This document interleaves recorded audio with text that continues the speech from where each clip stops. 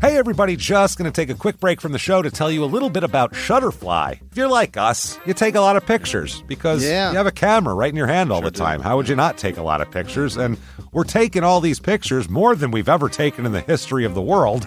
What are you going to do with them all? That's the thing. You used to get a solid picture, and then you'd look through them, and you could enjoy them. Now they're like back on your camera roll. You can't even find them. You don't want that. That's why the cool thing you need to do, and what I did, and I think it's pretty cool, is create a Shutterfly photo book. Oh. What I did, and you're going to enjoy this, Jimmy, because I haven't showed this to you yet, but took all of our pictures from being on tour this year. Oh. All live show pictures, us backstage, us on stage, doing all that stuff, and like some of the, just the venues and things, and made a little photo book out of that. Also, they have free 24-hour designer service as well. With their 24-hour designer service, a professional designer is going to lay out the book for you for free in just a day. Make something that means something with Shutterfly. Enjoy 40% off orders over $29 with promo code SMALLTOWN. See site for promotional details. And now back to the show. Hey everybody, just going to take a quick break from the show to get you styled up with Stitch Fix. Shopping's hard. It's hard. With Stitch Fix, you get a stylist, though, who understands your style, your size, your budget, and they do all the shopping for you. Wow. This is excellent. Shopping, I'm telling you, shopping and figure out your style, it's overwhelming. Let somebody help you when it comes to getting dressed. We don't know what we're doing, so we let Stitch Fix help us out. A Stitch Fix stylist there. They know what works on us. We get the prices that make us look really good, and it feels good. You get some confidence boost walking around knowing that you're looking decent here. Oh, yeah. Yeah, we just give the stylist our sizes, style, budget preferences. We order boxes when we want, how we want, no subscription or any of that required. And they send called Just For Me pieces as well. Like, maybe you'd like this, and it's awesome. Outfit recommendations, styling tips. You keep what you love, you send back the rest. It's super easy. Yep. You can do it, and we are doing it because it's excellent. Personal styling for everyone. Get started today at stitchfix.com/STM. That's stitchfix.com/STM. Now back to the show. This message comes from Greenlight. Ready to start talking to your kids about financial literacy? Meet Greenlight, the debit card and money app that teaches kids and teens how to earn, save, spend wisely, and invest with your guardrails in place. With Greenlight, you can send money to kids quickly, set up chores, automate allowance, and keep an eye on your kids' spending with real-time notifications. Join millions of parents and kids building healthy financial habits together on Greenlight. Get started risk-free at greenlight.com/Wondery. This week, in Red Springs, North Carolina, the murders of two local women send the town into a panic. Welcome to Small Town Murder.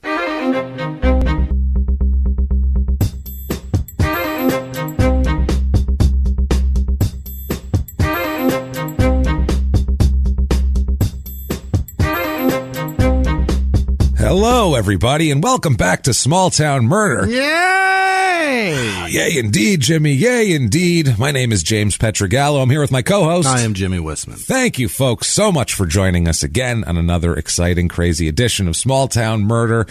We have a real wild, crazy case for you this week. This is one of those where you definitely need to hear the whole thing. Yeah. Because it's gonna twist on you at the end, and you're gonna go, God damn it. So I can't wait. It's one of those. It's gonna be a lot of fun. Thank you, everybody, first of all, the house cleaning out of the way. Thank you, first of all, for all of your reviews this week. We saw a thing that we were the number 2 most reviewed podcast on iTunes. For 2018. And that is all you guys. Yeah, thank you guys so goddamn much for that.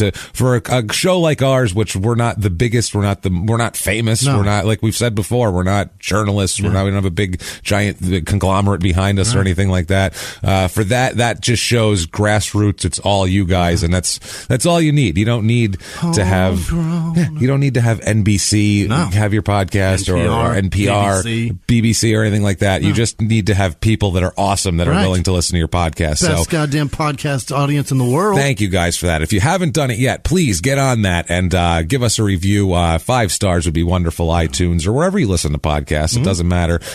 Do that. Doesn't matter what you say. It's not for our ego. No. It's really not. It is just to drive us up the charts and that's how that works. So thank you guys who have done that. Also, you can do that very easily if you just go over to shutupandgivememurder.com, where that is very possible to do all those things. You can review, you can follow us on social media, you can buy all the merchandise that you want, everything small town murder and crime and sports related. You can get tickets to live shows. That's gonna be so great. My goodness, you should do that, like the one coming up January 25th at the Neptune in Seattle. We will be there, so please come out to that show. You better hurry. Those tickets are going They're going fast. Also, February 21st down in West Palm Beach, Florida, at the West Palm Improv. Another one. Sweet Club. Get down there. Yeah, get on those tickets, please. Get those. Also, you can do another thing there that's wonderful that we'll talk about later on. Oh, those guys. Our list of fabulous, fantastic producers. They're amazing. You can do that. You can follow the links right from our site if you want. Go over to patreon.com/crimeinsports or go over to PayPal. Use our email address, which is crimeinsports@gmail.com. And if I can emphasize one thing to you, it is listen to Crime in Sports. Please listen to Crime in Sports. We're not telling you this because we're trying to sell you some other crap. If you like small town murder, I can pretty much guarantee you're going to like Crime in Sports. Probably more, as a matter of fact. Doesn't matter. You do not have to like sports. Again, I can't emphasize that enough. It's really not about the sports. If you don't like sports, you're going to enjoy what these idiots did. And then if you do like, that's what I mean. Whether you like sports or not, it does not matter. It just happens to be people. That's what they did for a living, and then they turned into assholes at some point. So go ahead and listen to that. With all of that said, yes, I do have to give the disclaimer at this point. Please, good God, here. This is a comedy podcast. You knew it. Yes, we're comedians. We're stand-up comics. This is what we do. We make jokes. The stories are real. That I can assure you. Everything we're about to say, it's all facts, things like that. We do our best to make sure that all of that comes out, as factually correct as humanly possible. We do not make things up for jokes or anything like that, but we do make jokes. We make jokes about small towns because everyone's from a small town and they all suck. So we're going to make fun of that. Everybody's weirdness. We're going to make fun of things around a murder, maybe a bumbling police force, people who screwed up. Maybe we'll make fun of the murderer. Gee, that's a obviously that's novel concept. That's our novel. It's our only recourse as comedians. We have nothing else. I can't put these people in jail. They deserve it. They deserve to be mocked. But what we try to do, we go out of our way to do, is to not make fun of the victims or the victims' families because we're assholes, but we're not scumbags. That's how this works. We're just trying to have a good time and stay within the parameters of that. It's a lot of fun. And if that sounds good to you, then we are going to have a blast. Welcome aboard. This is going to be great. If that does not sound good to you, oh boy, you should go now because basically we are in a big car right now, and it's the same thing. We're on the way to the liquor store. That's the way this works here, and we're going to rob the liquor store. Now, if somebody should accidentally spray the little woman behind the counter's brains all over the Marlboro cartons and plastic vodka bottles behind the counter, we're all responsible at that point. Doesn't matter if you wanted to do that or not. You don't even have to hold the pistol. That's right. So no bitching afterwards is what we're saying. So if that sounds good to you, we're going to have fun, and I think it's time to shout it out from the rooftops or the cubicles or wherever the hell you are out of your car window. Shut up and give me murder. Let's do this. All right. Let's go on a trip, Jimmy. All right. What do you say? You ready to roll? You got all your shit packed? Yeah. Bring your phone chargers. You gotta have your those. ass wipe? I got everything. All your somebody sent us bidets, which is hilarious. Bidet attachments. Best joke ever. It's hilarious. Jimmy made a joke about having a hairy ass, and next thing you know, he's got bidets. So there we go, everybody. Terrific. Thank you. That's why you guys are the best. Yeah. So, this is why you're the best audience in podcasting. You really care. Yeah. That's the thing. No one Not else. about just the show. No. You care about my ass. You care about a very very thoughtful, very distinctive, very very clear part of Jimmy's anatomy you guys are really interested in, and both of us. You sent us both bidets, so thank you. Thank you for caring about our buttholes. They don't leave you out. They don't leave me out when they get you shit. No, they're wonderful people. Well, we're going on a trip all the way. Last week we came down from Long Island with the. Oh boy! Wow, that was a crazy case. That was interesting. There's a movie. It should be. It's not even. It's too silly to be even a movie. It has to be a comedy. Yeah. That could not be a serious film. like Masterminds with Zach Galifianakis. It's gotta be like that. It's gotta be like some silly farce, like weird Coen Brothers movie. Masterminds is a true story that they just like mocked up and made it stupid. That thing could be the same way. But you don't have to fake anything. Just those people. The real shit. Yeah. Well, this week we're going down to Red Springs, North Carolina. So we're going down south. Okay. We're going, and this is deep. Red Springs, North Carolina. It's in south central North Carolina, near the South Carolina border. I will never hear South Central and not think of Dr. Dre. It's South Central. No, this is a rural area, to say the least. This is where North Carolina kind of goes heads southward and cuts into South Carolina. It's kind of in that little triangle, almost a panhandle. Damn near, huh? Damn near a panhandle here. It's 2 hours to Charlotte, about 3.5 hours to Raleigh, North Carolina, and about 3.5 hours to Gatesville, which is our first episode in North Carolina, episode 46. Do I remember that? No. So, no. Do I remember that? Not at all. No. As a matter of fact, that is the first time hearing of Gatesville. You heard about it for about 2 hours at one point in time. I'm going to say about a year ago. Yeah, we'll say right around a year ago. Right there. Right around 57 weeks ago. But yeah, you were also doing a crime in sports that week, and that's the other point too. That's the problem. Because people bring these episodes up to me, and I forget them, and I'm just like, I don't know if we did that. And then they're like, no, it was this episode. I was like, oh, you're telling me about my podcast? Yeah. Oh yeah, that's right. I thought you were giving us the new case. Yeah. It's a damn good thing you specified that before I look like a complete dipshit. Like, oh, write when it down. I took it back to James. Yeah. Like, we did that, stupid.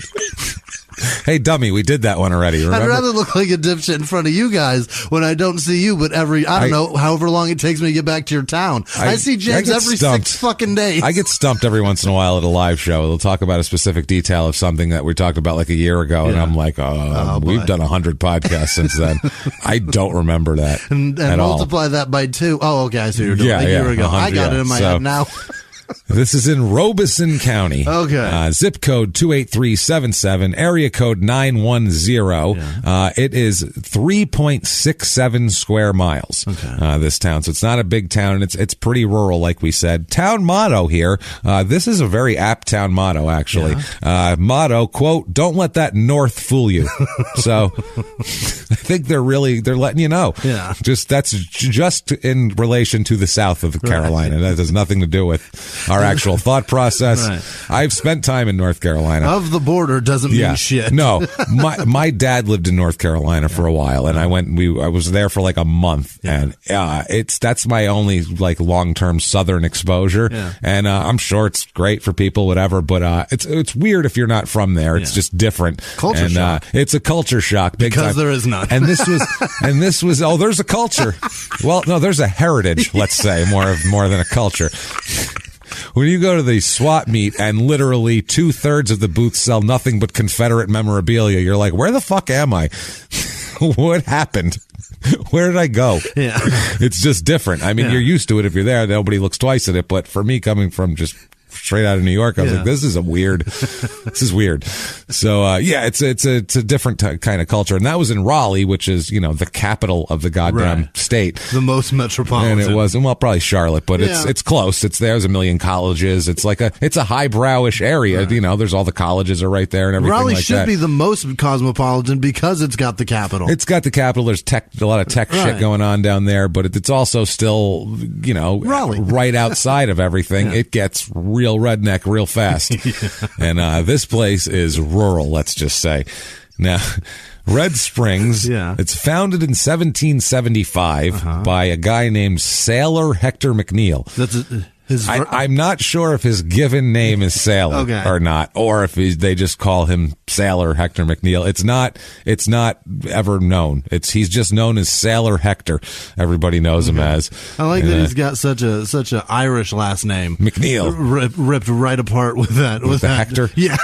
It's an odd Sailor Hector. Right. I guess I don't know. He used it. They said they don't know if it's a nickname or not, but he used it in the county tax lists August of 1771. Interesting. He put himself as Sailor Hector McNeil. So it might be his given name for all the fuck we know. Or he really just embraced it. He really embraced it. He started wearing a sailor hat. Started calling everybody matey. He gouged out an eye on purpose. He's got a parrot for no reason. Like, what's up with him and his parrot? He had it for a day and it flew away. We're nowhere he near. Didn't know to clip it. We're nowhere near the ocean. Right. We're inland. This is weird. This is farmland around here. So, I guess he was one of the main settlers here. His home was at the top of a hill on the edge of the McNeil Cemetery in town, and he and his wife, Mary, are buried there in unmarked graves, which I don't know why they're unmarked. I don't know if that was just the style of the time or what, but you think they would. The fucking cemetery is named after them. His headstone is just basically the gates. Yeah. Maybe McNeil, it's right there. Maybe they put him in just like the spot of... That's where the first plot is. I don't know. Or they just buried him there like, we're going to fill this up one day, and one day we're going to run across him. Then we'll mark it. We'll know where. We'll find him eventually. They're over here. Right. We know that. Around. Everybody else we'll bury around here. That is very bizarre. Why an unmarked grave? I don't know why an unmarked grave. I don't know what that is, an unmarked thing in their own cemetery. Yeah. You think people are going to loot your grave, bro? I don't know what. And I don't think so. I think it's... I don't know. I don't know if that's like a sign of respect. Like they don't need... Yeah. They don't need all the attention in the afterlife. I don't need that. I've had right? plenty in this life. You know who's buried there. Right. You know what I'm saying? One of those deals. Maybe. Like it's just, maybe he's so important that there's like we know exactly where. Or maybe he's just the first two people to die, and they were like, I don't know, put him there. Put him over in that empty lot. We should put headstones. We can put everybody in there. Hey, cool. Where'd you put that one guy? I don't remember. Rather than just bury people in our own yards, why don't we bury them all together? That'd be a good idea. We can put them where we put that McNeil fellow. We'll just call it McNeil. And the first cemetery was born. That's not a fact, by the way. Not a fact at all. Not even we close. Would like it to be. That would be amazing. So the town's name comes from the red pigment found in the local mineral springs. I thought you were going to say in the local necks. In the local necks. In the local swap meat vendors. Okay. So they say the medicinal value of the springs made this place a center of people came here as for a resort. Okay. So we've seen this a lot. Like a lot of towns started out because they had a spring, and people just thought if water came out of the earth, then it must be good for you to sit in, and you need to travel there for that. Back then, we've gone away from that. It's now. very Sedona. Yeah, it's very Sedona. Yeah. Like there was a shitload of Sedonas. The only difference is Sedona's still happening, and it's beautiful. Here. Well, Sedona's very pretty. That's what keeps it going. Yeah. If it wasn't so pretty, people would be like, these fucking weirdos up there. But it's so pretty, people put up with it. Right. Like, there's a bunch of rock shit and aliens and all that crap, but the mountains are gorgeous. If the mountains weren't red, nobody would give a fuck. They wouldn't care. They just look like the outside of Phoenix at that point. It's just brown and green trees. No one would give a shit. Nobody cares. People, this drew attention here. Now, in 1852, Malcolm McNeil, who is the grandson of old Sailor Hector, he built a hotel, which was in the center of town, and that ended up being replaced by the Townsend Hotel in 1891, which was there a long time. The Lumber Bridge Military Company took part in the festive July 4th opening of McNeil's Hotel. They had a big giant explosions and fireworks and the whole deal. Yeah, so it's a military company? It's the Lumber Bridge Military Company. Okay. I don't know if that's a company of guys calling themselves the Lumber Bridge. Okay. I doubt it's a lumber company that also is a military outfit. That would be a very odd. Or it might have been, because back then they used to call units from towns and shit like that. That was how the military company. Your town put together a unit, right? So it might have been they might have called themselves the Lumber Bridge or shit like, which is nice. That way, all the town's young boys can die at once. If it's a slaughter, which is what would happen. If a battle, over. If you lost a battle, it was all the young men died. Right. It's like okay, that's a silly idea. Yeah, why did maybe we should have spread them out more evenly? Ever think of that? All our guys at once together. I think that's what in World War II. That's why they didn't do that. They didn't just take whole towns and put them in places. They didn't. They spread them out a little bit. Yeah. Put a couple dudes over there. But back then, that's how they had to train. You had to. It was easier. And you'd think Civil War times. I mean, just in the common sense thought process, it'd probably be easier for me to fight with you than it would be for me to fight with some other stranger. You know what I mean? Yeah. Like be on the same team as and fight. Yeah. Go somewhere. Yeah, fight. yeah. I'd rather fight with you because I'd actually give a shit whether or not you got shot. Well, back then too, it would be like a lot of times it would be like the school principal would be he would run the unit. Yeah. He would be the guy who ran the unit. it'd be a bunch of his students that were, seniors, and they would come, and then, that's how it would be. Or that's like, bananas. it was weird. Or like a guy who ran a local business would put together a fighting unit. Like, it was the weirdest shit. Civil War is the weirdest shit. I love the Civil War. It's crazy. That's why it was so devastating. They probably ended up resorting to that stuff, right? That wasn't like the first move. No, that's how they started putting together. They started putting together regiments. Jesus. Like, people would put together a regiment. They'd say, "I'm fielding a regiment." That's how they would do it. That sounds like the last straw. Like the last resort. They would have huge calls too, but in small towns you couldn't do that. So they'd get all these units from these towns. In New York City, let's say they'd have a big recruitment call and thousands of guys would come. That would be a different story. Sure. But still, it would be guys from there. Yeah. So they would all get kind of sent out together. They would form different units and different areas, and it's all over the country, which was insane, as we know here. So a letter from the area here, from someone who was living in Mississippi who went to visit there, mentions that Red Springs also had a store at that point. They had water and a store and a hotel. You can buy shit and sleep and bathe. This fucking be here forever. Paradise. So they had it's in 1887. They incorporated. Before that, too, they had different names of the town. They called it Dora for a while for some reason. We were not sure why. There were explorers there? They couldn't figure. There's a lot of little girls with backpacks wandering around. I'm not sure how that happened. Talking maps and shit. In 1852, they built the frame of a school building near the hotel, and they didn't actually have it as only a school. For the next 40 years, they also had a ton of religious meetings there. Shit, yeah. So it was like religious meetings in school, and then the North Carolina Military Academy opened in 1899 in that building, and that was male students, obviously, for the military academy back then. Yeah. Then they opened the Red Springs Seminary as a female seminary. Then it was renamed the Flora MacDonald College in 1914 to honor the Scottish heroine who helped the Bonnie Prince Charlie escape the Stuart uprising in Scotland. Oh. There's a lot of Scottish shit here. Okay. Apparently, this is like a lot of Scottish. They landed there, or what the fuck? It's just I don't understand it here. The Flora MacDonald Academy is a K through 12 college prep private school now. So that's what that is. It's a fancy schmancy private school. And it's not religious anymore? I don't think so, but it might be. It's private, so who the fuck cares? Probably is. I'm sure they pray to something. Yes. So basically, they had cotton, soybeans, tobacco's huge in North Carolina, obviously, and lumber was a big deal in this area. Textiles were a big deal, obviously. Anytime you're growing cotton, your textiles are going to follow behind here. Yeah. From 1947 to 1950, they had a minor league baseball team here. Really? Which is pretty cool. After World War II, every small town in America had a minor league baseball. Yeah, they had the Red Springs Red Robins, which makes sense. It was probably a Cardinal affiliate because the Cardinals at that point had a shitload of farm teams. They had 50, 60 farm teams. Really? Yeah, because Branch Rickey who started the Dodger farm system and all that. He's built their farm system also. Brilliant. That's why in the 30s they were so good. 30s, 40s, the Cardinals. And today it's the same thing. They have this. They've always been huge in the farm system thing. So anyway, but this was actually a Philadelphia Athletics farm team here, the Red Robins, but they switched all the time, so it didn't matter. But yeah, after World War II, all these little towns had minor league baseball teams. Makes sense. It was really weird. World War II was a great time for baseball. Well, after World War II. Yeah, that's what I mean. Yeah. During it was terrible. Joe DiMaggio was fucking in Europe and not in center field for the Yankees. That's a bad time for baseball. Yeah. Ted Williams is flying missions. That's not good. I don't want Jeter up in a fucking airplane. I don't either. No, that's not what he's good at. Stick to hitting the outside pitch over the second baseman's head, why don't you? So this team won the Tobacco State League Championship in 48. And, anyway, 1950, the team was, led by Ducky Detweiler, who played for the Boston Braves. He was kind of a famous baseball player.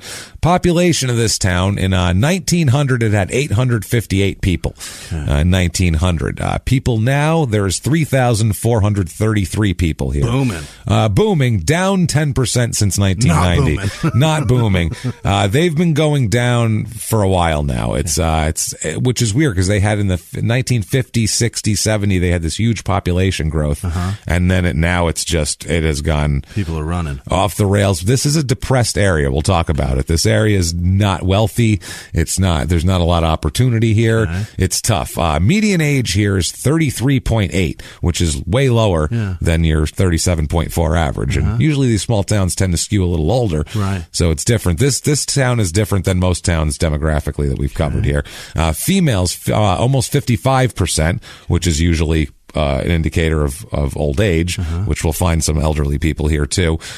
Males, obviously 45. The kid demographics are high. The 10 to 14-year-olds are twice the normal amount here. And also, age 85 and over are 5.5% of the population. Wow. Which 1.3 is normal. Okay. So it's some sort of weird cocoon town where these, I don't know what's going on here, but everybody is either 12 or 88. I don't understand. And whatever that red is, it grows the elderly and the young, and prolongs. It wipes out the people in the middle. It's the only thing on earth that does the opposite effect. I feel like alcohol does that in this town too, from what we'll talk about here.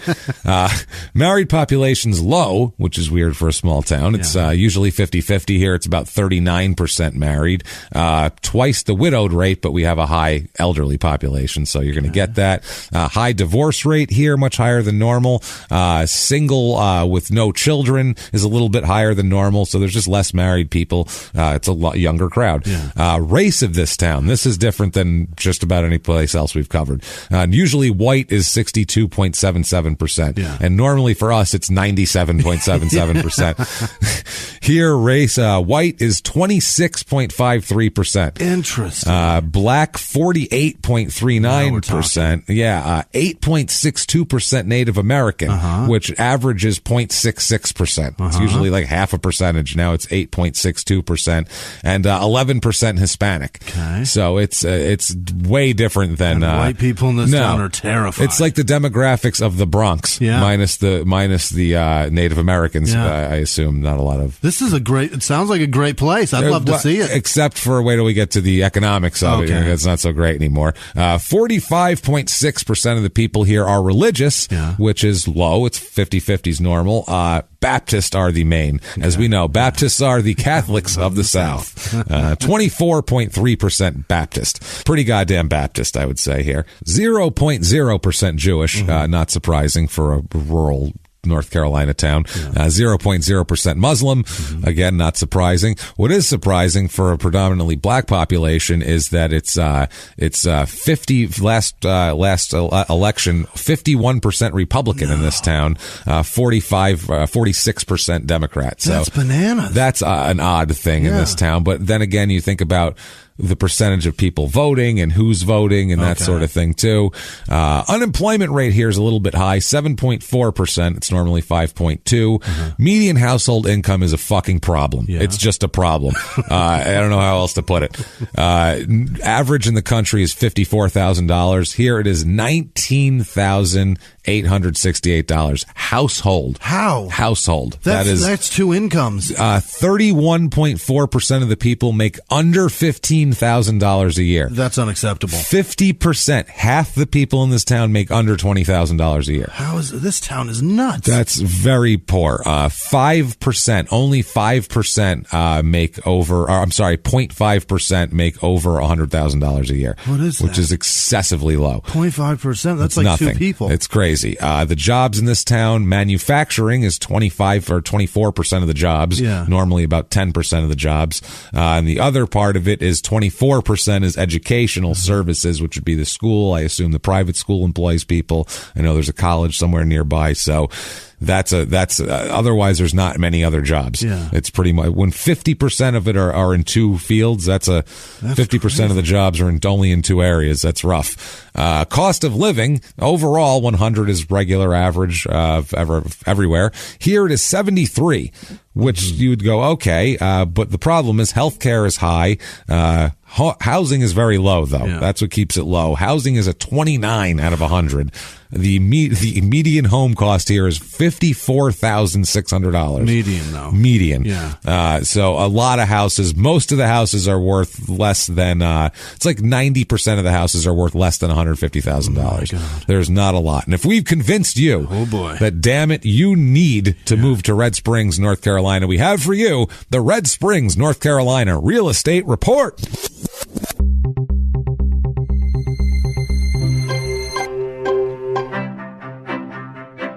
Your average 2-bedroom rental here goes for about $620 a month, which seems high still compared to the houses what they cost. $15,000 a month, and a year. That's still high. Yeah, I found one here. It's a foreclosure, a 3-bedroom, 1-bath, 1,026 square foot house, little starter house here, $22,000. It is a used Toyota Camry, like a 4-year-old Toyota a house. How is that even available to purchase? That's insane. A 4-bedroom, 3-bath, 1,863 square foot house. Nice house. Got a couple of kids. Good place. $105,000. Oh my God. Which is nothing for a house. That's crazy. Then I found, this guy would own the minor league baseball team. 4-bedroom, 3-bath, 3,461 square foot. Big brick. Nice kind of stately place. President of the Red Robin. Yeah, president, $279,900. And that's like the top house in town, pretty much. Like, that's the nicest house I could find. It's on sale? And that's what it's up for sale right now. The nicest house for sale in town. That's it right there. Things to do. Well, you only need one thing to do here, I think, and it's the annual Flora McDonald Highland Games and Gathering of Clans. You should never. I saw your face. If your swap meet has 2/3 Confederate flag memorabilia booths, you cannot have any gathering of clans of any kind. The word clan cannot be in any of your gatherings, or else the FBI should show up and make sure shit's going properly. Are you sure? Because that was the Flora. What was it? Flora. What's her name? The Flora McDonald Highland Games and Gathering of Clans with a C. It's obviously a Scottish thing, and then the clan is a Scottish thing, but still, you just go. Let's take the clan part off, and gathering. Well, can we just say gathering? Jesus. Cut the clans off because the wrong element keeps showing up. Every year, like 20 guys in hoods pull up in fucking backs of pickup trucks and shit, and they're like, what the fuck? What is this? What's everybody got goddamn dresses on for? Plaid dresses everywhere? What the hell? This is bullshit. What the fuck you doing? What's going on? There are queers everywhere around here. Everybody with plaid skirts on. I don't understand none of this shit. It's fucking insane. Are you positive that's not a typo, and because it's the school that it's not the gathering of clams? It's clams. The girls' school. It's the gathering of clams. Let's go down there to that gathering. They got all the clams there. Christ. So that's wouldn't doubt it down in this town. Who knows? They have dancing, a pipe band competition. I don't know what that is. I don't know if it's bagpipes. Bagpipes. Yes, pipe band. Yeah. And traditional games, which attract many visitors to the 2-day event. They stage it at a number of sites throughout the area here, and this is, I guess, the North Carolina is the home to the largest settlement of Highland Scots outside of Scotland until well into the 19th century. Tons of kilts. So they were a bunch of people in kilts there here. So crime rate in this town, what we're interested in, and someone needs to be interested in this because, and this is just with low income comes crime, and the crime rates are always, as we noticed, in the richer towns it's like half the crime. Right. In the poorer towns, double the crime. It fucking explodes. Here we have property crime is double the national rate. Double. Thick, deep property crime here. Violent crime, murder, rape, robbery, and assault, the Mount Rushmore of crime, is 3 times the national average.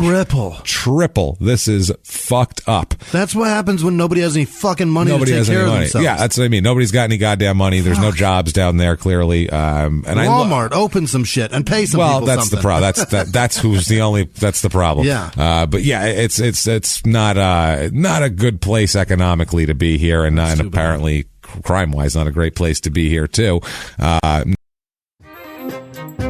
Hey everybody, just going to take a quick break from the show to tell you about the safest sponsor ever, Simply Safe. Absolutely, these people will keep you safe. It's amazing. You know that every 26 seconds a burglary takes place in the United States, according to the FBI. That means that by the time this podcast is over, dozens and dozens of homes will have been targeted, ransacked. God knows what happens here. So protect your home before it's too late with Simply Safe proactive security system. Simply Safe helps stop threats before they even have a chance to break in.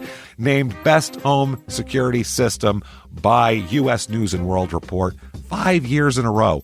And by us for about the last 8 years as well. If you trust us, believe me, you want Simply Safe. So visit simplysafe.com/small to claim 50% off a new system with professional monitoring plan and your first month free. That's simplysafe.com/small. There's no safe like Simply Safe. Now back to the show. This show, Small Town Murder, is brought to you by BetterHelp. Get yourself some therapy, everybody. Honestly, here. We often hear about, red flags that you should avoid. Hey, that's a lot of a thing. It's become a real phrase now, real cliche. But why don't you focus also, you look at like green flags in friends and partners. Look for good things as well. Right. And maybe you're not sure what that looks like, though. Therapy can help you figure that out. What are positive things? What are the green flags? And then you can practice them in your relationship. It's absolutely a fact. And so, honestly, we absolutely are huge advocates for this. It really, really helps. BetterHelp is fully online, making therapy affordable. It's convenient. They serve over 5 million people worldwide. You can access a diverse network of more than 30,000 credentialed therapists, wide ranges of specialties there. Here's the coolest part. You're not getting along with your therapist, you're just not feeling it, you can switch at any time, no extra charge. Wow. The thing is, they want you to get help. That's it. And you can do it with BetterHelp. Discover your relationship green flags with BetterHelp. Visit BetterHelp.com/smalltownmurder today to get 10% off your first month. That's BetterHelp, HELP.com/smalltownmurder. Now back to the show. Now, let's talk about a murder that took place here, Jimmy. This murder, we got to go back in time here. We're going to go in the time machine. Not too far, but back to, we're going to grow out our mustaches. Yes. And go through the time machine, and we're spinning and flying, and there's lightning flashing, and we're going all the way back to 1983. Okay. That's why you got to grow out your porn stash. I'll just shave this beard. Yeah, get it good and thick, though. Yeah, we need it. Yeah, I need it to be aggressive, Jimmy. You really need to get it long and then chop it in a push broom fashion. That's what you're going to need. I can twist these corners into a cowboy one. I don't want that. That's a pretty good one. I'm looking for more of a Magnum PI. All right. If you can handle that. Give me another it's month. 83, so let's give me a nice Tom Selleck hanging off your fucking lip there. So you want the center of the pelican's eyebrow on my face? I do. I want that. That's what you want. That's what we're doing here. So we're going to go all the way back to October 23rd, 1983. Mm-hmm. Okay. And we are, going to go to, it's going to be 9:30 in the morning on a fall day in rural North Carolina. Good time to wake up. Good time to wake up. Seems like a nice, I bet this would be a nice time to go outside in North Carolina in the fall. Like I've been there in the spring and it's pretty nice until it gets humid. Yeah. And then one day it'll be like 83 and you're like, whoa, hey now, this is no good anymore. What's happening?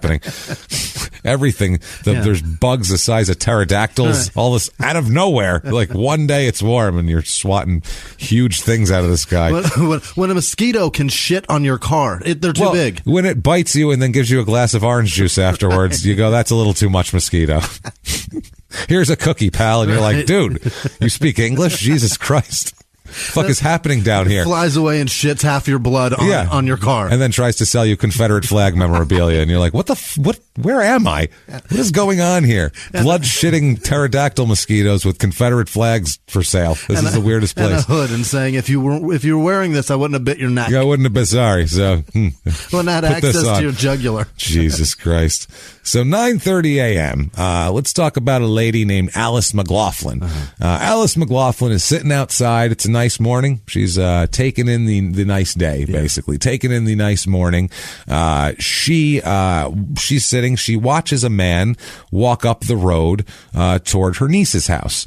Okay, her niece is 18-year-old Joanne Brockman. She's got her own house. We'll talk about her situation, but yeah, she lives separate from her aunt, but they live near each other, right across from each other. They all live near each other. They live. Who? Everybody in this story. They're 3.7 miles. That's true. Everybody. So what are we talking about here? I'm like, who are we talking about? Everyone named Alice and and Joanne. All these ladies live near each other. You know how women are. They gather up in towns, and it's just a bunch of them. This is a gathering of clams, James. You know how these ladies are. Jesus. What are they doing? Making their own towns. They're crazy. The broads, they're crazy, I tell you. So, no, this is Joanne Brockman, and it's her house that this Alice McLaughlin watches a man walking up the road toward. Okay. She watches this man knock on Joanne's door and then enter once the door is opened. He doesn't kick it in or anything like that. She watches him enter. The guy she sees is a guy named Roscoe Artis. Yeah, it is. Okay. Roscoe here. Roscoe's a nice fella. Yeah. Roscoe will say he's the type of guy that you want your daughter to come home with, I would say, and say, we're going to settle down. Okay. Me and Roscoe here. Roscoe's had some problems. Let's talk about some of Roscoe's problems, shall we? First is his main issue. He's got a lot of them, but one of his main issues is on December 23rd, 1974, Merry fucking Christmas. He's convicted of assault on a female. And it's not a good one either here. There are good ones. No, but I mean, it's not like they didn't get in a scuffle. They wouldn't get drunk and start throwing liquor bottles at each other. This was a woman who was not, we'll talk about it here. Wow. This woman, she says that this was a 16-year-old girl at the time, first of all. For fuck's sake. She said that on the way from her parents' apartment to the store, she was approached by this Roscoe Artis back in 74. He grabbed her from behind by the arm and told her she was, quote, going to the woods with him, which you'd never want a stranger to grab you and say, you're coming to the woods with me. Right. That's nothing good happens in the woods. So this 16-year-old doesn't even know him. No. And she's walking down the street and he just grabs her by the arm and says, you're coming in the woods with me. And 75, how old was he? He's in his 30s at this point, and she's 16. So this sounds terrifying for a 16-year-old girl to be grabbed. She responded, quote, no, I ain't. Yeah. Which that's Southern for no, I'm not. That's Southern for no, thank you, sir. I have a previous engagement at the store. Then he told her, quote, you're going to give me some. Which is, again... That is Southern hillbilly white trash for terrifying. I'm fixing to rape your ass. It's Southern for, madam. Yeah. May I have the pleasure of your acquaintance in the wooded area, which is for scary. Fornication. No, this is frightening. Yeah. To be for any teenage girl, I have a 17-year-old daughter. So anytime we talk about a 16, and this isn't about a 16-year-old girl, so whatever. But anytime we talk about teenage girls and shit like this, freaks me the fuck out the most. So he says you're going to give me some, and threw her on the ground and got over her and put his hands around her throat and started choking her. At this point, she said that she said, I'll go. She agreed to it at that point, just stop choking me. But he continued to choke her, and said to her, quote, no, I'm just going to kill you now. Oh my God. This happened in 74. So, she still remembered some things while she was breathing. She said she would go with him to the woods, and, she wanted him to believe her and let her go, basically, and stop choking her. But he kept choking her. She started to, fade and black out, and fortunately for her, this is just stars aligned for her. A friend of her sister's walked by and said, hey, what's going on over here? And I guess this made Artis jump back from this young lady and say, what's wrong with you, girl? Are you crazy? Which I don't know. You're choking her. Right. He tried to make it like, whoa, why are you on top of me? Why are you fucking with me? Meanwhile, she's being choked. She's unconscious nearly. Yeah, which is crazy. And then she ran away toward the store, he started yelling at her, quote, give me my money back. So she said that she had never received any money from him and doesn't owe him any money. So he's trying to claim she tried to rob him or something. And then he's saying that, you came upon a situation where I was being robbed by a 16-year-old girl, because 16-year-old girls love to mug men in their 30s on the streets normally. And then I was defending myself, obviously choking her. And, then she ran away with my money. I'm the victim here. Right. Jesus Christ. So that was a problem here. Also, he's got more. In 1957, while a young man, he's convicted of assault on a female with intent to rape. What is this guy's problem? He likes to assault females with intent to rape, I believe is his problem. Seems to be. And in 1967, assault on a female, another conviction. This was a plea to that, so they might have dropped the with intent to rape. Yeah. We don't know 1967 North Carolina plea agreements. I don't have access to those, but another time here in 1971, he is convicted of assaulting a young woman, first hitting her with a stick and then running her over with his car. What? He's got a problem with women. He this really does guy. not like them. He doesn't like this. This dude can't be out on the streets like this. This is fucking insane. How is he out roaming around in 83? That's what I mean. He keeps 57, 67, and there's a bunch of shit in between. Because let's talk about that. Oh my God. 1961, he stole a car and then escaped from jail when they arrested him in 1961. 1970. This is not even the 71 thing about hitting the woman with the stick and running her over. This is something else. 1970, he's arrested and charged with assaulting 2 different women in Gaston County, North Carolina. And another time in Mecklenburg County, North Carolina, he's involved in an incident with a woman he claimed was a prostitute, so it made it okay to cut her with a knife. How dare they call this place corrections? It is not fucked. Fixing a goddamn thing. No, this is fucked. And I don't know if this guy is fixable. Sexual predators like this are usually... He's a danger. He's a fucking danger. Yeah. And now he's decided to say, well, it's a prostitute, so I can cut her with a knife. Right. That was his defense, was, no, you can't. I don't care what who's selling what. You can't kill them or cut them with knives or do anything to anybody, really. Stop fucking hurting people of any gender. So, also a misdemeanor larceny in 1974, driving while license revoked in 74, 75, and 1979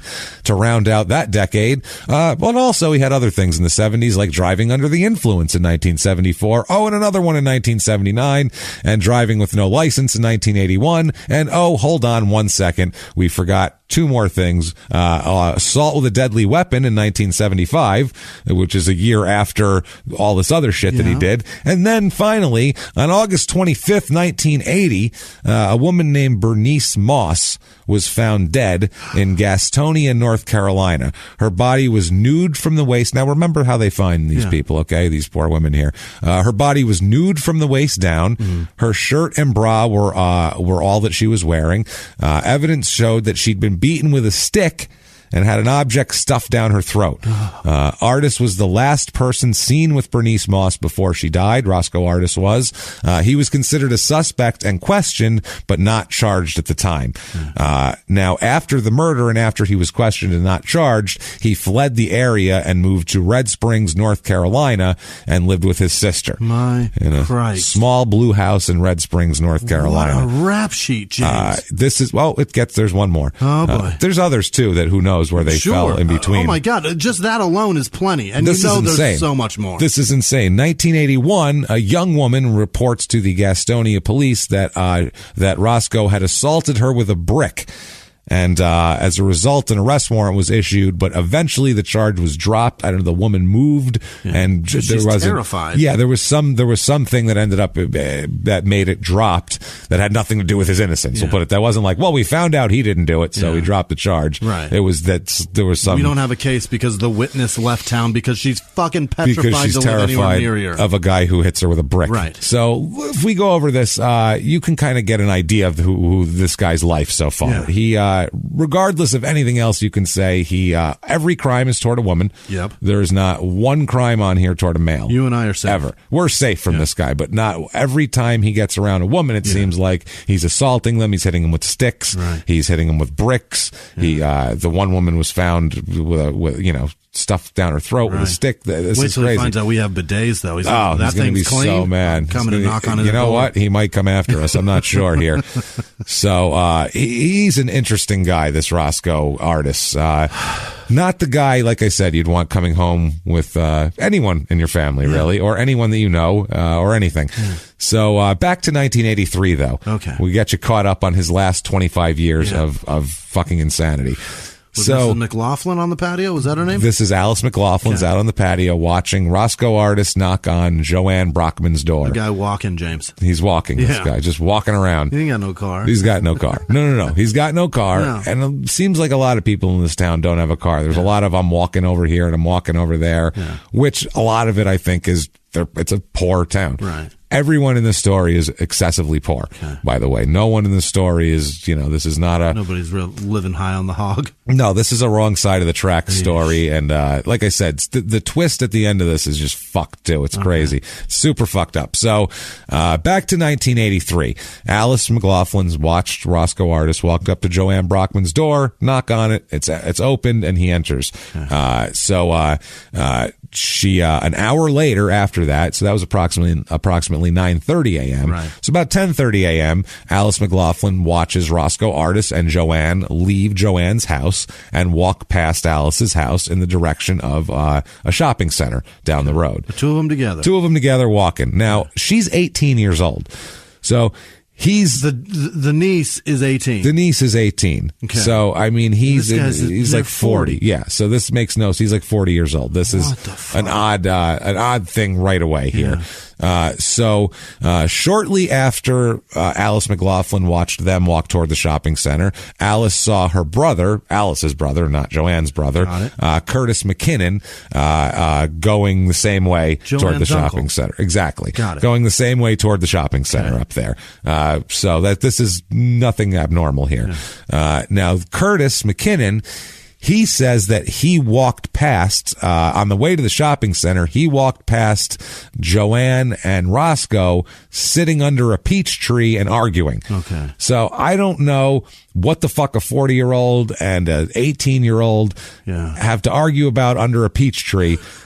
But this is like Mayberry meets I don't know what the fuck over here. Wow. This is weird shit. In 83. I can't even think of what pop culture references would be there for them to have a generation Make a Wham reference. To argue about. Yeah, that's she made a Wham reference. He didn't know what it was and made like a Little Richard reference. She's like, George Michael's handsome. And he's like, he's a fag. And she's like, what are you talking about?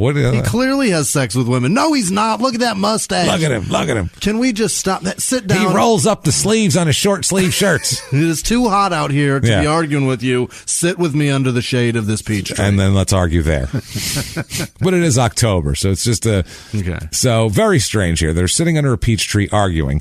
Now, Curtis, he says later on here that he ran into his brother-in-law at the shopping center. Yeah. So he kind of lost interest in that over there. He runs into his brother-in-law, a guy named Johnny Haywood, at the shopping center. Yeah. Now, Haywood drove back toward the peach tree around 11:30 a.m., which would be an hour after they left the house originally, and he didn't see anybody there. Nobody's there arguing. They settled the beef. Whatever, it's all taken care of by now. For good or bad. His sexual ambiguity has nothing to do with us. Let's push on. You know what?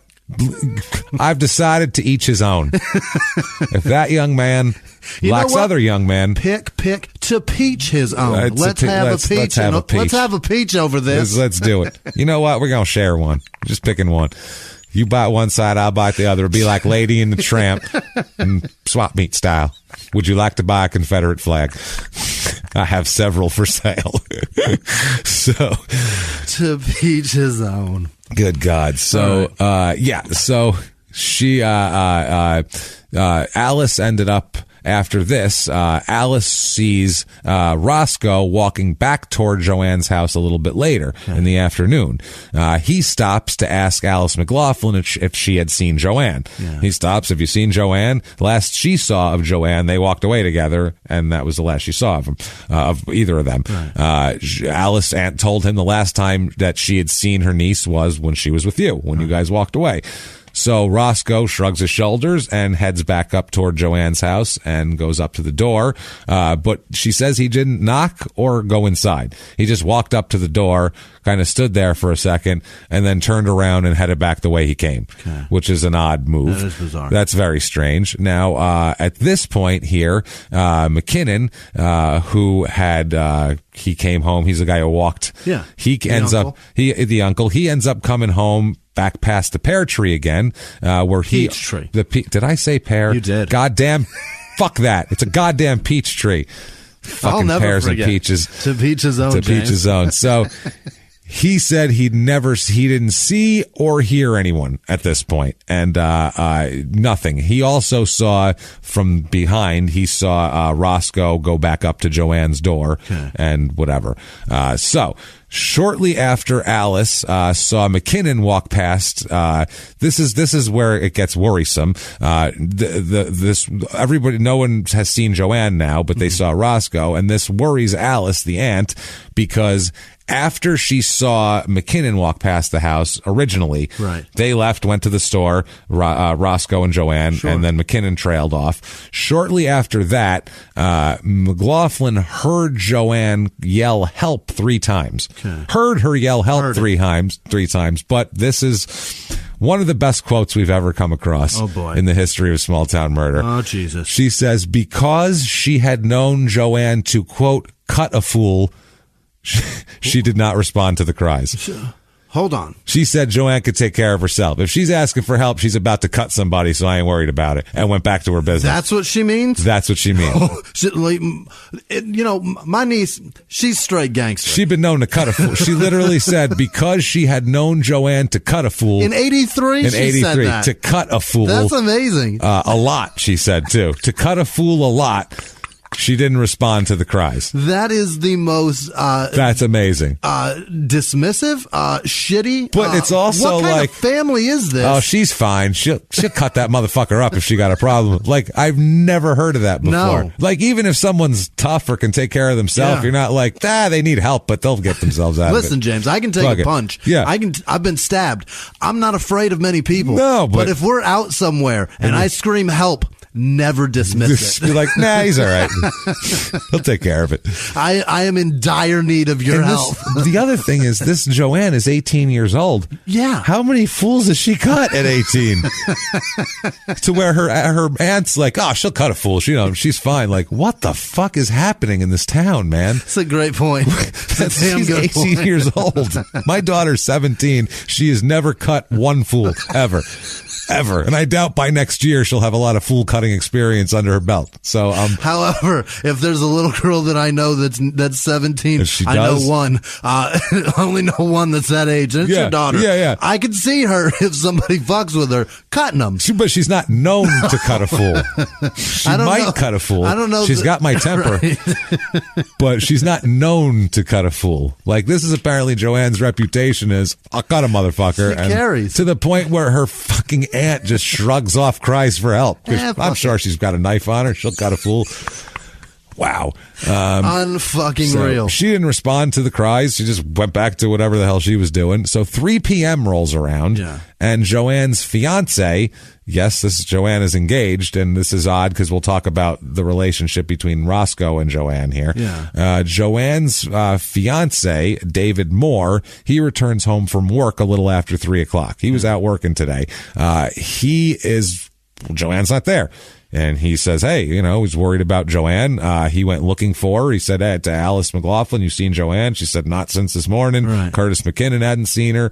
They're all a little bit worried. So they go out looking for her. Just David Moore, the fiance, and Curtis McKinnon go out looking for Joanne. Okay. And they end up, they find near the tree, they find there's some buildings near the tree. They find Joanne's wig and her shoes there. Okay. Which is women who wear wigs don't generally leave them somewhere out. No. They usually keep them on their head till they get home. Right. So that's a bad sign. And her shoes also. Okay. Shoes important usually. Yeah. Those are two things she's going to keep on. Just for clarity, is Joanne a black girl? Yes, everyone in the story is black. Okay. Just for clarity's sake, you touch a black girl's wig and she will fuck you up. Cut you. She will cut a fool. Yeah. Maybe that's what she's maybe that's why she's but that's true. But a black girl will never leave behind her wig. No, it's not out somewhere. That's not any girl. Fucking anybody. It doesn't matter what a black girl only.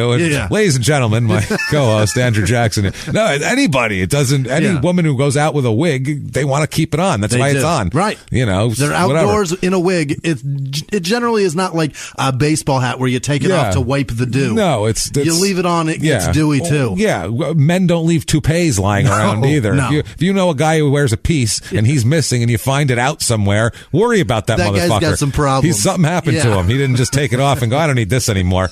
I've decided I'm confident in my appearance. I've decided this bald spot's not going to stop me anymore. I'm going to go out there and be the best bald man I can be. Every one of them hang on to that thing, even though they're extremely noticeable. Totally. Every last one of them. We've traveled around this country to 30 different cities. There's a piece. You can see that shit from stage. I go, there it is right there. There's my man. There's the guy that suffers like me, only he can't fucking deal. But he is dealing. No, he's not. He's got a piece on. That's not Everyone dealing. knows you're bald. That's hiding from dealing. I guess so. Everybody knows, but everybody can't see it. Yeah, you know what I mean? That's true. They don't know what you actually look like. What if he just doesn't like his particular hair and he puts what if he's just lazy? He's like, this hair's already done. And what if it's like, because people have tweeted me, are you bald? I'm like, no, I'm just lazy. James got great hair. I'm just lazy as fuck. I don't want to do it because there's gel. My hair's uncooperative, so I'm not dealing with that shit. Generally, never mind. I'm not going to say it. I'll sound like an asshole. Okay. Well. So anyway, let's keep Jimmy out of asshole jail for a minute. Black girl's hair is great. It usually is, even when they put a wig on it. It's just the wig is already done, and they don't have to go through all the trouble there's of doing a lot all of that different. shit. Yeah, we know several. Right. Yeah, I know a lot of girls that wear wigs just because they're like, "Fuck it, that thing's done. I'm not doing this." I want this tonight, or and my aunt's the same way. Extremely white woman that lives in South Carolina. Yeah, she has plenty of hair. She'll wear a wig just because that shit's already curled up. My aunt that you met her. Yeah, that wasn't a wig. That was her hair. Racist Nan had a shitload of wigs, but she didn't wear them. What the fuck? One time I went in the attic and there's a bunch of styrofoam heads with fucking wigs on them. I was like 8 and I freaked the fuck out. I freaked out because I didn't know, they were just heads. Yeah. And I was like, this is fucking heads. And I guarantee my aunt's got the same thing happening. Never wore them. Weird. I went to South Carolina for my honeymoon when I got married, and when we were there, she got up in the morning. I was like, what time? It was like 7 a.m. She comes out of the bedroom with a cup of coffee. I was like, how long you been up? Your hair looks great. She goes, oh, sugar, this is a wig. I'm like, well, then why wear it? Why wear it in the house? Yeah, you're in a bathrobe. Yeah. What are you doing? What are you, pressing me? So Joanne was not wearing the wig, apparently, obviously, here, at least past being by the tree. Yeah. So they at this point, they call Joanne's mother and they contact the police to report that Joanne is missing. Sure. Once they find the wig and shoes, they're like, okay, there's a problem. She didn't just wander off somewhere or whatever. And they're especially worried. The whole town is on high alert at this point when a young female goes missing, because a few months earlier in Red Springs, in a soybean field nearby, the body of 11-year-old Sabrina Buey was found. This was horrible. The killer had murdered her and jammed her underwear down her throat with a stick. Oh my God. With a stick. And down her throat too. That sounds familiar. Weird. Problem is here, she was found the next day. She was found next to a convenience store in Red Springs. This young girl was naked from the waist down, wearing only a T-shirt, had her bra pushed back over her head and behind her neck. I told you about the underwear. She had internal injuries indicative of sexual assault. We don't need to get into them in detail. Bad ones that you can imagine, those there. Right. She died of suffocation as a result of foreign objects blocking her airway. Injuries to her back indicated her body had been dragged across the field before put in its final resting place. Several items were found near Sabrina Buey's body: a plywood board, a Schlitz beer can found inside a paper bag, a Newport cigarette butt, matches, a jar of Vaseline, a gum wrapper. Oh my God. Yeah, 9 latent fingerprints were lifted from the beer can, 2 of which were suitable for analysis and comparison. Okay. What they ended up doing is they were obviously quite interested in solving this case, because this is about as fucking horrible as you could talk about. That's why I went through it quickly, because this makes this area super dangerous. If you notice, we don't do a lot of we gotta focus on the details. We don't do a lot of sexual assault murders of minors. That's not our thing. I don't enjoy that.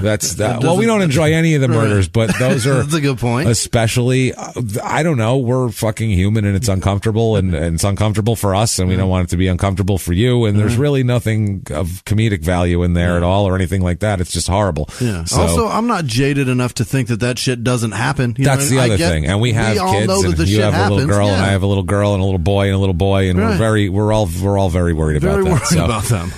What they end up good-looking kids, those four. Yeah, they're all nice-looking kids. Yeah. So they end up they're investigating, and a young girl from a local high school ends up coming forward with the names of two boys that she had heard were involved in this and had bragged about it. Or whatever. So they end up finding 19-year-old Henry McCollum and 15-year-old Leon Brown. They are half brothers, and they end up confessing to the crimes of both of them. The crime, both of them, and they also implicate other people involved. The state's theory was that there was up to five young men there that they're implying that were all sexually assaulted and then murdered this young girl. Oh, for fuck's That's sake. what they think. And they have these two, they're half brothers, McCollum and Leon Brown. They have IQs of 56 and 54. Oh, yeah. 56 and 54. Yeah. And the other young men that they implicate are also not the most, none of them are bound for Harvard either. But they give a full confession and a full detailed everything of the crime, and so they're arrested for that. But still, everybody's on high alert because it's just, even though they caught the people that did it, they're still like, holy shit, this just happened. I can't believe it. Anybody goes missing, you, especially a young lady, you freak the fuck out. That eliminates 6 kids from your future of your town. You know what I mean? That's what I mean. It effectively puts 5 away and 1 in the ground. That's it, right there. It's the whole thing's a mess. It's a disaster. So back to Joanne Brockman here. Early in the evening, Joanne's mother, Johnny Haywood, and Deputy Sheriff McLean searched the area near the tree, and they eventually do find Joanne's body. She is dead, obviously. She's partially covered with dirt and brush, except for she is naked from the waist down. She has a sweater and bra pushed up above her chest. There's blood on her nose and her mouth, on her sweater, and a film of blood on her hands.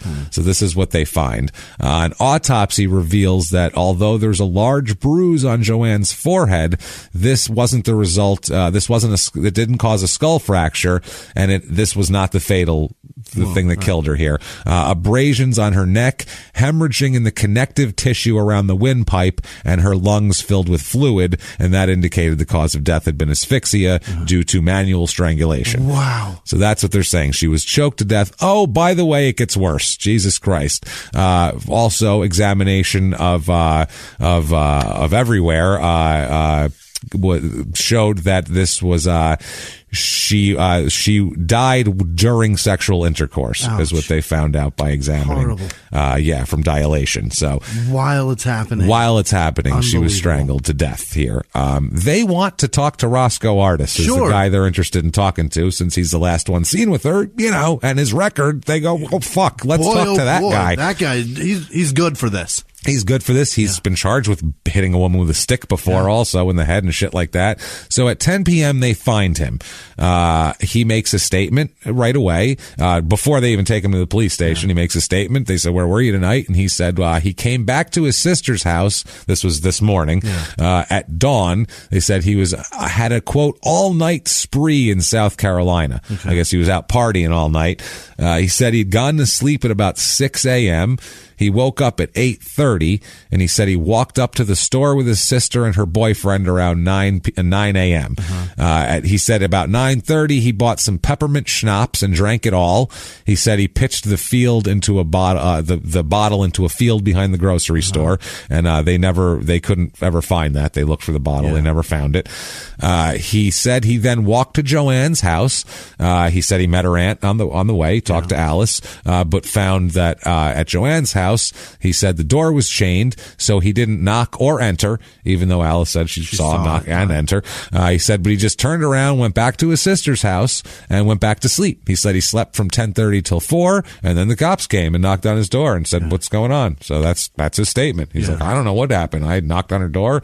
I didn't knock. I just went over there. Yeah. He's basically saying that second time that she saw me walk up to the door and walk away, that's the only time. Got it. That's the only time I was there. Got it. And meanwhile, multiple people saw them walking together and arguing under a peach tree and everything else. So that's a problem here. He's questioned again. Once he gets to the police station, they go, well, why do you have blood on your shirt? That's curious. Yeah. Whatever. He said that it was chicken blood. He's like, it's just chicken blood. Yeah. Because I guess in the rural North Carolina, that's a valid excuse for everyone's got chicken blood on them, probably. Some chick's blood. Chicken's blood. A chicken's blood. I was hungry. Right. So he says that. He even offers his shirt to the cops for testing. Wow. He says, you want to test my shirt? That's It's ballsy. fucking chicken blood, man. Check it if you want. He said it's chicken blood. It's not anything. And then they go, all right, we'll test it. And he goes, okay, well, it's not chicken blood. Back it up. I was bluffing. He goes, okay, it's not Joanne's blood, Right. but it ain't chicken blood either. Right. Let's just leave it at that and just call it sometimes you have blood on your shirt. You don't always know where it comes from. Things happen. You know what I'm saying? Let's just leave it at that. You know, you're a guy, right? Be a guy. Come on. You understand, don't you? Nudging him and shit. Come on, How buddy. many times you got blood on your shirt? Be honest. Come on. It might be a chick's, right? Right? You know how it is. Like, no. What are you talking Whose about? blood is on your shirt? No one's blood should be on your shirt. No one's. There should be no The blood on your second shirt. blood is on your clothing. You change or wash it. You change it. Right. Or you better have a visible injury on you proving that it's your fucking blood. Instead, the story that you're telling us is that you've been wearing that shirt and sleeping in it since at least 10:30. You slept for 6 hours and somebody else's blood on your shirt? Yeah. Are you out of your fucking mind? We would love to test that. No, you know what? I can't. I get so much blood on my clothes. I got to be honest with you. I mean, the other day I got blood on I don't remember if it's this time or that time. Could be anybody's, really. You never know. You know how blood is. I do admire his. It sprays all over the place. You know how it is. I do admire his balls of testing. Like, what this? Oh, test it, man. You can test it. Oh, you want to test it? Okay, Never it's not mind. chicken blood. I got a story to change. Do you think that was the bluff that they were going to go? Oh shit! No, he's innocent. He offered to test the shirt, so we're going to let him go now. I think he's good. It'd be like OJ being like, I got all these knives, man. You want to test them? You want to test them? We would like to. I don't have any knives. He offered that we could search his house. He said that we could search it. We shouldn't search it. Let's just go home. Fuck it. No, I know. He's got a cut on his finger. He must have been dripping blood. It's all normal. He cut himself shaving. I know it's a gash, but these things happen. I get it. She called the cops on him 100 times. So it's normal, but he should be fine. He offered. So no, we're good. Sorry. Hey, the killer Mr. would Simpson. never, Mr. Simpson, you have a good night. We're terribly sorry to bother you. The killer would never Sorry. offer that. And we're sorry about your ex-wife too. That must be tragic for you and very, very difficult. Johnson, let's get out of here and send him flowers. Let's go. Furman, let's get out of here and send him flowers. Johnson, we know these cops' names. You're right. Van Adder. I could do OJ from memory. Let's not talk about it. So, oh man. It's not chicken blood. No. But it's also, might not be Joanne's blood. It's certainly not. It's not hers. In my opinion, certainly not hers. And then a couple minutes goes by and he goes, it's Joanne's blood on my shirt. So I got that. And he ends up telling the officers where they could find her pants and agrees to accompany the officers to the scene to find the pants.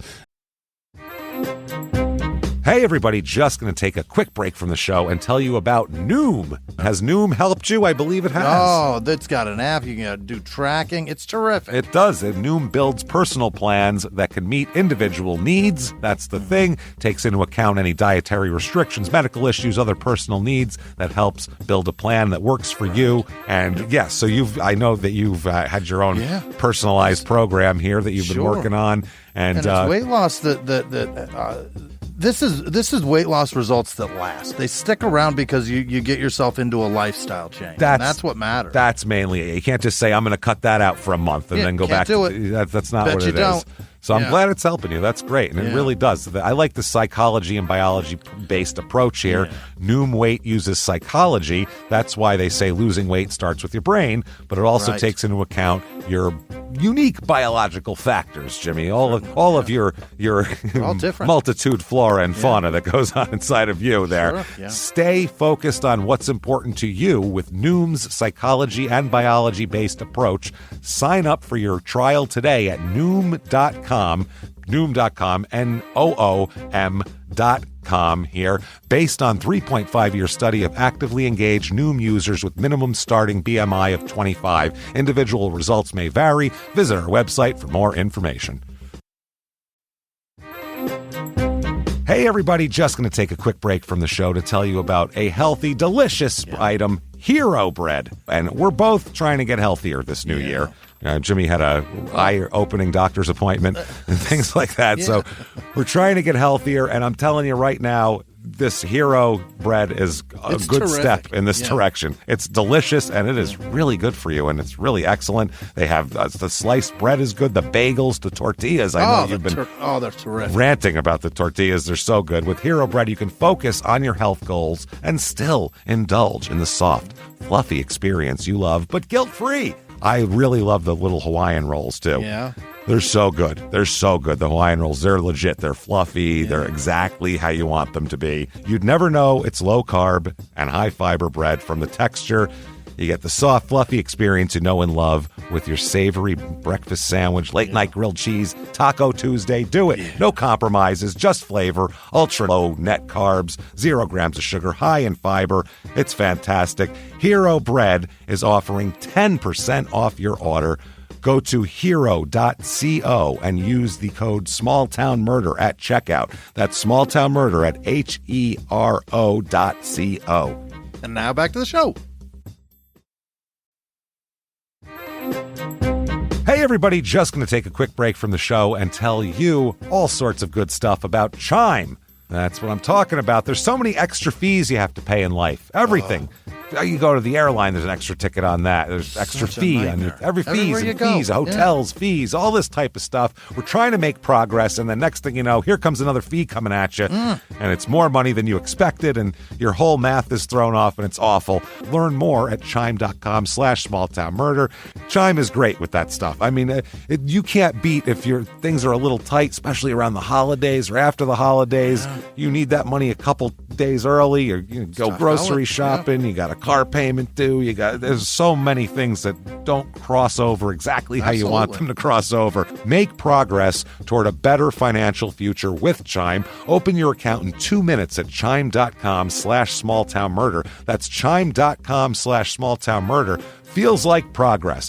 Banking services and debit cards provided by Bancorp Bank N.A. or Stride Bank N.A., members FDIC. Spot Me eligibility requirements and overdraft limits apply. Boosts are available to eligible Chime members enrolled in Spot Me and are subject to monthly limits. Timing depends on submission of payment file. Fees apply at out-of-network ATMs. And now back to the show. He indicated when he got to the scene where she had been lying and how she had been lying when he left her, which was exactly the position that she was found in. So he had a lot of facts that nobody knew except for the people that found her. Right. Also, he located her pants under a piece of tin where he left them, and he didn't have to look around. He knew right where they were. He's like, they're under here, under this tin. Lifted them up, grabbed them. He returns with the officers to the police station at 1 a.m. and he's interviewed here, and he gives up the full deal. Full story. His story. This is his story. He said that he went to the liquor store. Well, let's give him quotes here. Quote, I went to the liquor store in Red Springs at about 9:30 a.m. I was walking. I bought a pint of peppermint schnapps for $3.45 from the black dude at the liquor store, which when I first started doing research, this made me think that this was a white guy the whole time. And then I saw his picture. I was like, oh no, he's a total black guy. Why would he? Well, you have to qualify. Is it a respect thing? I don't know what it is. I'm not sure. I don't know. You wouldn't go to a store and be like, I bought a bottle from the white dude in there. No. Or the black dude. No. The dude inside. I bought it from the store. And I have a habit of looking at name tags as to not make them feel dehuman. I genuinely He says them, he means people working at a store, not black people in particular. When I see a black person, I always look at their name tag to make sure. No, that's not what he was saying. He meant anyone working at a store. As if I'm going to pronounce it correctly anyway, no matter what race or creed or they anything. Are. I'm going to ruin this name unless it's Billy or 2 letters. Yeah. Hey, TJ, nice unless to see you. Unless it's like an Asian 2 letters, and then you'll probably say it wrong. Is that Z? XO? What is an XI? A Z? Zang? Hey, hugs and kisses. Come here. Yeah, come over here. Anyhow, my point is I take a mental snapshot of their name so that I can give them the respect that they deserve. I don't remember people's names I've known for 10 years. But if it's right in front of my face, what's up, dude? I do my best. I've fucking done comedy shows where I've heard people's names announced through a PA system and I don't fucking remember it.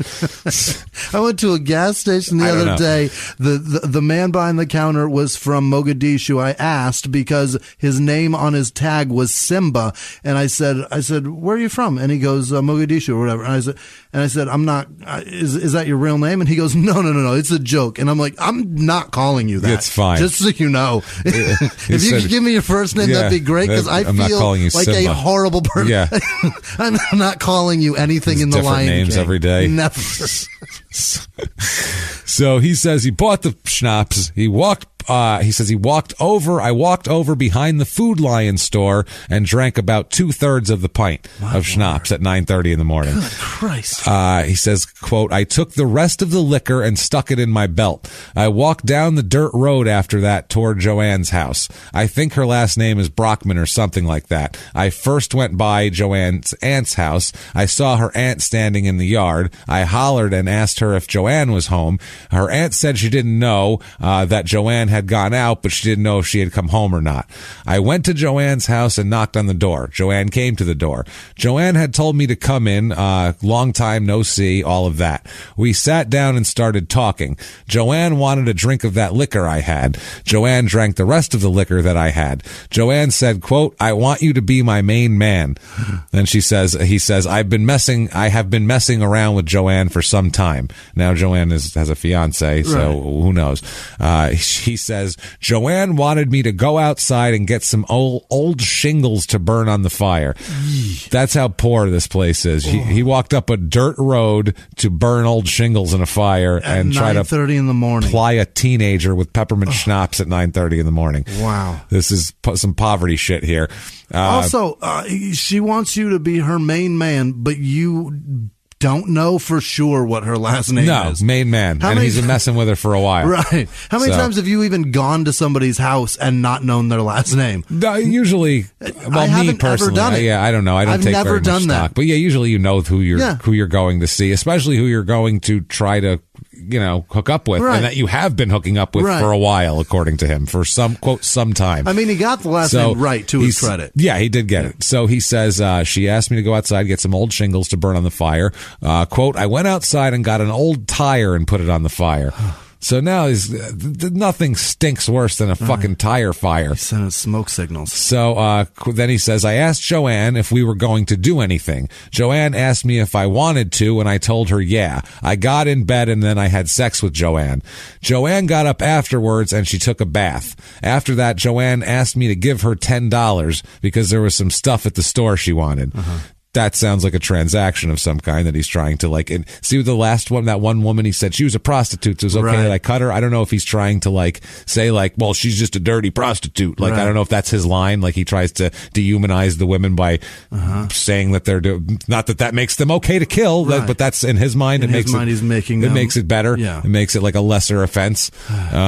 He says, because there was some stuff she wanted at the store, quote, I gave Joanne a $10 bill and she put it in her bra.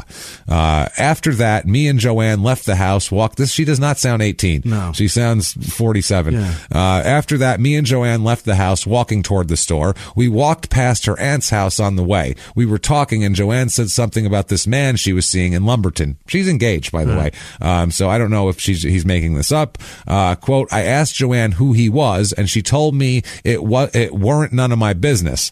I told her I had give her my money. She said, quote, yeah, and you going to keep giving me more of your money. Joanne called me a few words and she made me mad because I was pretty high at the time. I grabbed Joanne by the arm and told her, let's go over near the barn on the right side of the road and sit down and talk. I wanted to whip her, but I didn't want to hurt her. Joanne said, quote, I ain't going no damn where with you. I grabbed Joanne by the arm and drug her over to the back of the barn, to the corner. We sit down at the back of the barn and we talked a while. Joanne started talking about this guy in Lumberton again and made me mad. Jesus Christ. Why is he jealous of somebody who he's now turned into a prostitute? That's what I mean. 1 second, That's their job is to be seeing a lot of other people. Yeah, but that's not who she. Obviously, she's not a sex worker of any particular persuasion. That's the thing here. So, like, it doesn't make any fucking sense why he like tried to do that. We'll talk about this, but he's sending a lot of different mixed things here that seem to be like he's trying to make excuses that are like, you know, well, it's okay because I gave her $10. Then it's like, well, she made me mad. So clearly that's a reason to do what I'm doing here. So then he says, quote, Joanne said she was going out with him tonight. We stood up and I reached down on the ground and picked up a big stick and I hit her on the side of the head. The stick was about as big around as my wrist. Jesus Christ. That's not a stick. That's a fucking log. That's a goddamn baseball bat, pretty much. Yeah. An unprocessed baseball bat. He says the stick was about 3 or 4 feet long. That's a big piece of lumber, man. Holy shit. It's like a mini railroad tie. After I hit her, she said I didn't love her. She was correct, I think. Quote, I grabbed Joanne by the arm and snatched her. I was going to take her over to where she was found and beat her again. Joanne was pulling away from me and I was dragging her. She lost a wig and she had on her shoes. I dragged Joanne over to where she was found at and I still had the stick in my hand. When me and Joanne were arguing about the man in Lumberton on the dirt road, she took out something and told me she would cut my ass. So her aunt knows her pretty well. Yeah. She did threaten to fucking cut him and took a blade out, which is good for fucking you. Yeah. I gotta teach my daughter that trick. No doubt. I will cut your ass. Yeah. I think it would work. Quote, I don't know if it was a knife or a fingernail file. I didn't take Joanne too serious because I didn't believe she would cut me. After that, I never did see the knife or fingernail file again. Joanne had the knife or finger file inside a small round black bag with a shoulder strap. When I dragged Joanne over to where she was found, I asked her if she was going to give me a little bit. Again? I think you've gone past the point of her giving you anything. You've hit her with a fucking stick and drug her. This is insane. She told me no, she was going to give it to that guy in Lumberton. So, quote, I got mad and I took the stick and hit her on the head real hard. When I hit Joanne, she fell to the ground on her side. I asked Joanne again if she was going to give me some. I think that fucking train has sailed, asshole, or that fucking ship has sailed and the train is pulled away from the station. Any other metaphor you can fucking say. The rocket has, Jesus Christ. The rocket's running down the railroad tracks. It's all there. Jesus Christ. The ship has pulled from port. Shit's fucked up. What in the hell is going? This guy's an asshole. I don't understand why he's beating her so hard and still asking over and over again. Are you going to give me some? It's the way. So he says, quote, Joanne said no again. Joanne was still laying on her left side and I was standing to the left of her. I hit Joanne again with a stick and I hit her pretty hard. After that, Joanne didn't move anymore. Before I hit her at the second place I took her, I told Joanne to take her clothes off. I guess she took them off because she was scared of me. Joanne was wearing jeans and she took them off. She was wearing a white sweater, but I don't know if she took it off or not. She didn't have on any panties. After I hit Joanne the last time with the stick, she was still laying on her side. I turned her over on her back. I dropped my pants around my knees. I took my penis out and put it inside Joanne between her legs. I had sex with Joanne for about 5 minutes. Quote, it didn't feel right, so I got up. Yeah. Really? This is the part that didn't feel right. This is the first time you've had an inclination that maybe what you're doing is wrong. Right. Possibly. The first fucking time. Not when you're hitting a fucking 18-year-old girl with a stick. That didn't fucking, nothing was wrong with this. The other part is that she's not alive. That's why it didn't feel right. Yeah, that's the thing. She's dying. Right. He says, quote, I didn't come inside or outside of her. So he's saying he didn't finish. They didn't finish. Right. Joanne had not said anything since I hit her the last time, and she was breathing kind of hard. I pulled my pants back up. I thought Joanne was dying. I called Joanne a couple times after I pulled my pants up, but she wouldn't say anything. Gee, I wonder why. Yeah. I took the stick I had and threw it away toward the old white-looking house in the bushes. After that, I tried to cover Joanne up. I threw leaves and dirt on top of her, but I didn't put that much on her. After that, I took her jeans and hid them under a piece of tin back toward the old barn.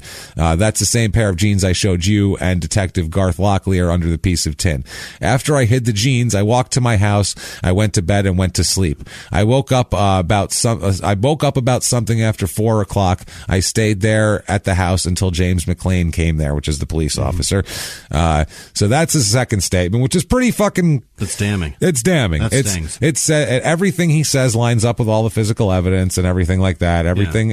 It's very, very, very damning. In his mind, he, I don't know, tried to sweeten it up a little bit by saying I felt bad and shit like that.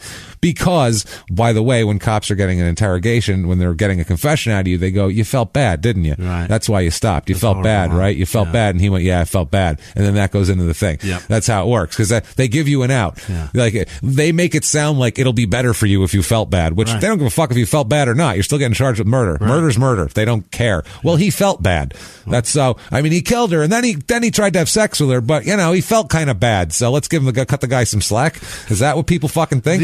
I'm no investigator, but his story really sounds to me like, and that ending part is the part that really sticks with me. Is I went home and went to bed. Yeah, that didn't give a fuck. To me, seems to me like a man that has zero remorse and he absolutely said, has. I thought she was dying at that point. He said he didn't say like I figured she was fine and just left. Like he didn't even try to pull that. He said I thought she was dying and then I left her there to die. Unbelievable. Because it didn't feel right to have sex with her, and that's really all I wanted out of her anyway. So.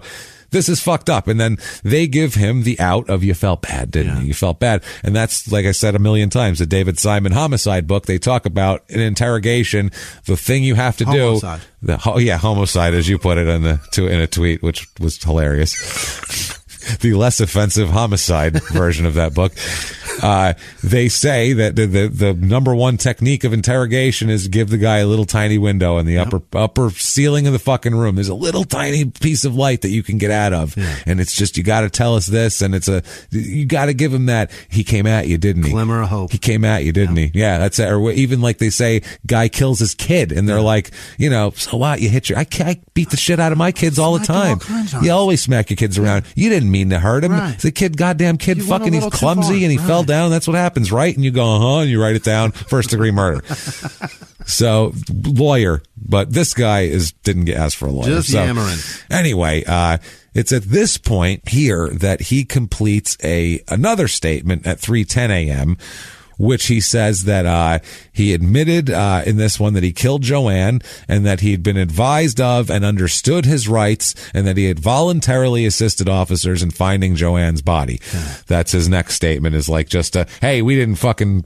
Make sure you say we didn't make you do this. Yeah. And you did this voluntarily and you actually did this. Now... He is charged with rape and murder. Of course. Obviously. And he's detained at the Robeson County Jail awaiting trial on the charges. This is the same jail, by the way, too, where Henry McCollum and Leon Brown, the boys confessing to the Sabrina Bowie murder, that's where they're being held too. So this is a tiny place with 3 murderers in the jail, which is not normal. Probably all. Yeah, exactly. So the state has decided they will seek the death penalty against Roscoe for this. Now, he shows low IQ in testing, but not anything that... Basically, they say... we'll talk about it in more detail later, but he knows right from wrong. Mm-hmm. He knows what he's doing. He's not, clueless as to what's happening. He's not manipulated easily, that sort of shit. Or is he's not, it's not, what's the word I'm looking for here? Gullible? It's not incapacitating. Okay. We'll put it that way here. Now, October 2nd, 1984, which is 1 week before the trial of Henry McCollum and Leon Brown, starts here. An arrest warrant is issued. Another arrest warrant is issued for Roscoe Artis, charging him with the first-degree murder of Bernice Moss, the one from 1981 that they wanted him for, and he fucking took off. Got it. That one. So they got word of what he did. And then they were like, okay, now that he's locked up, we'll charge him and we'll put the case together, because he ain't going anywhere. The whole point was you can't lock him up and then you have to hold him and then you have to let him go if you don't have the evidence. Now, like, he's sitting there anyway, so he's busy. Yeah. We can build a case. That actually ends up finally being dismissed by the district attorney in 1990 for lack of evidence. Really? Somehow, yeah. The Bernice Moss case. That never gets settled. Poor Bernice. Poor Bernice. Never got a drop of justice for her. Now, the trial court here, when we get into the trial and shit gets crazy here, the court denies an entry of evidence from Roscoe. Roscoe Artis is trying to put forth this evidence that comes in. It's a letter received by his sister. And he has a family. He lived with his sister. Right. He's got a mother that lives nearby. They know he has a son and a daughter, Roscoe Artis also. Really? Yeah, this man has children. Somebody willingly did it with him too. Twice. Yeah. At least. So this is a letter received by his sister, and also testimony by Roscoe that when he first met Joanne in 1983, this all goes together, the letter and his testimony. He says that when he first met Joanne in May of 1983, he heard her say to her mother that she was going to get killed if, quote, the people ever caught up with her. Okay. So they're trying to say that this 18-year-old girl has like a cartel after her. Yeah. And if they ever caught up with her, you know, in the same small town she's grown up in and lived in the whole time and never moved from. She's not hard to catch up to. If you know her, you know where she lives. It's not like the last I saw him was Peru, Right. Not Indiana either. Fucking South America. The last I saw him was in there. I thought they might have tracked me to Brazil, but I thought once I got to Red Springs, North Carolina, I thought I was free. But they could catch up to me at any time, at any point. Jesus Christ. So if they're in the market for some Confederate flags, they're going to come here. It's the only place to be. Right. So this was uncorroborated by Joanne's mother or by her aunt, who Roscoe says was present when this remark was made. Obviously, she said it to her mother. The court disallowed this testimony as irrelevant, and also the contents of the letter were not admitted into evidence. They did seal it and hold it for later on. The letter's anonymous author, they don't say who it's from, but this anonymous person stated that that Roscoe was not responsible for Joanne Brockman's death, but that her death had been the result of a contract being placed on her life because she had not paid this individual the amount of $5. $5. A $5 debt. Okay. She was murdered and raped brutally and left out in a field under some debris for $5 debt. That's what happens when you disenfranchise an entire town. Yeah. They think that that's actually a large sum of money. Well, and she had $10 in her bra. Right. So if she was up, she was ready to pay that to pay that bill. Bullshit. Yeah. So this is just an anonymous letter supposedly comes to his sister's house, and he'd like this introduced as evidence. Even though this isn't a person coming forward and saying this, this is just a piece of paper with writing from who knows, from the sister or from whoever. So, $5. So both, Jesus Christ. So both, his alleged or Joanne's alleged statement to her mother about people catching up to her and the letter received by his sister were considered hearsay and not allowed as evidence, fucking obviously, which makes perfect sense here. Now, also during this, he objects a lot to that, by the way. They fight hard to get that evidence. They want that letter in. They want that. That is exculpatory. That is the real killer coming forward and clearing his name. That is a Zodiac letter as far as I'm concerned. Yeah, that's just horseshit. So also they get testimony here from Billie Ann Woods, who is the young lady who in 1974 was 16 years old and told she was going to come in the woods with Roscoe, right, and all of that, and choked her almost to death. They got her? She was saved. She testifies against him here in 74. Now they prefaced her testimony with a warning to the jury that this testimony was to be received and considered only for the purpose of showing motive and intent on the part of the defendant. Like this is what he does and shit like that. But this is a real gray area. This is dicey. But he ends up testifying, so you can he tries to bring up character shit, so you can bring up character shit.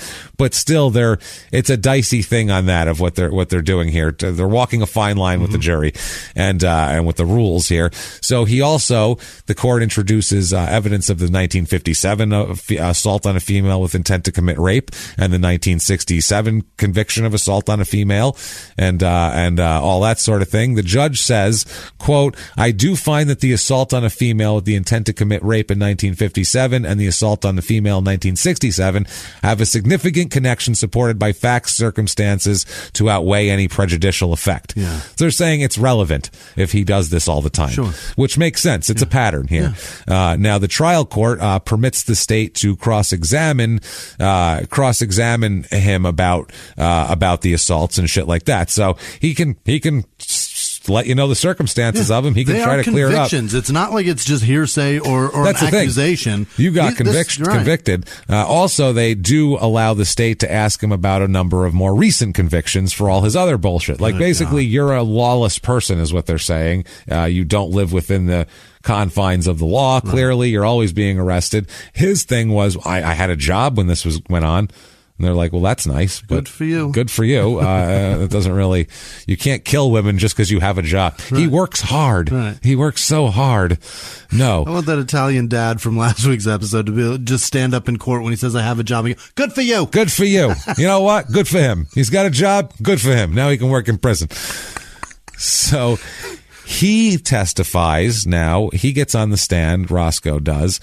He testifies that he had not volunteered either statement, that inculpatory statement, either incriminating statement, that explaining that the officers had actually answered their own questions, and that his signatures on the waiver of rights form and on the 3 a.m. statement had been affixed to blank papers or as receipts for his clothes that they had him sign, and then they attached it to that. That's what he's saying. His testimony, he says here, he's saying, I'm telling the truth now. He says on the stand that he bought a pint of peppermint schnapps shortly after 9. He went to Joanne's house. Now he's got a different story. He says, I got to Joanne's house at 9 a.m. He says this in court, by the way, with a straight face.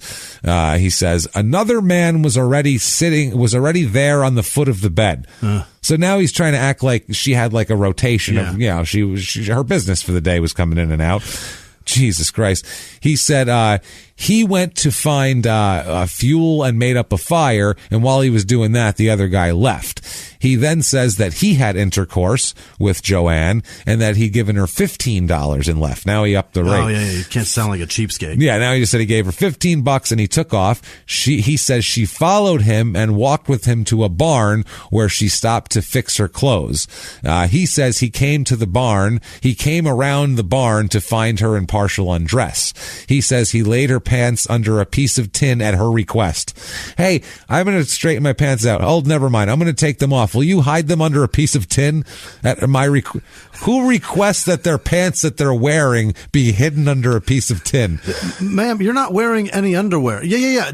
Listen, you don't tell me just put the pants where I put told them you under the tin. We're going to the store. I don't need the pants. The other thing is, too, why would she want them hidden under the tin? Yeah. Hide them under those. Why would you do that? What a story. It makes no sense. So he says that he, under a piece of tin at her request, he said when he stood up, his head was spinning and he saw faces from being drunk. Yeah. The schnapps. He got schnapped up.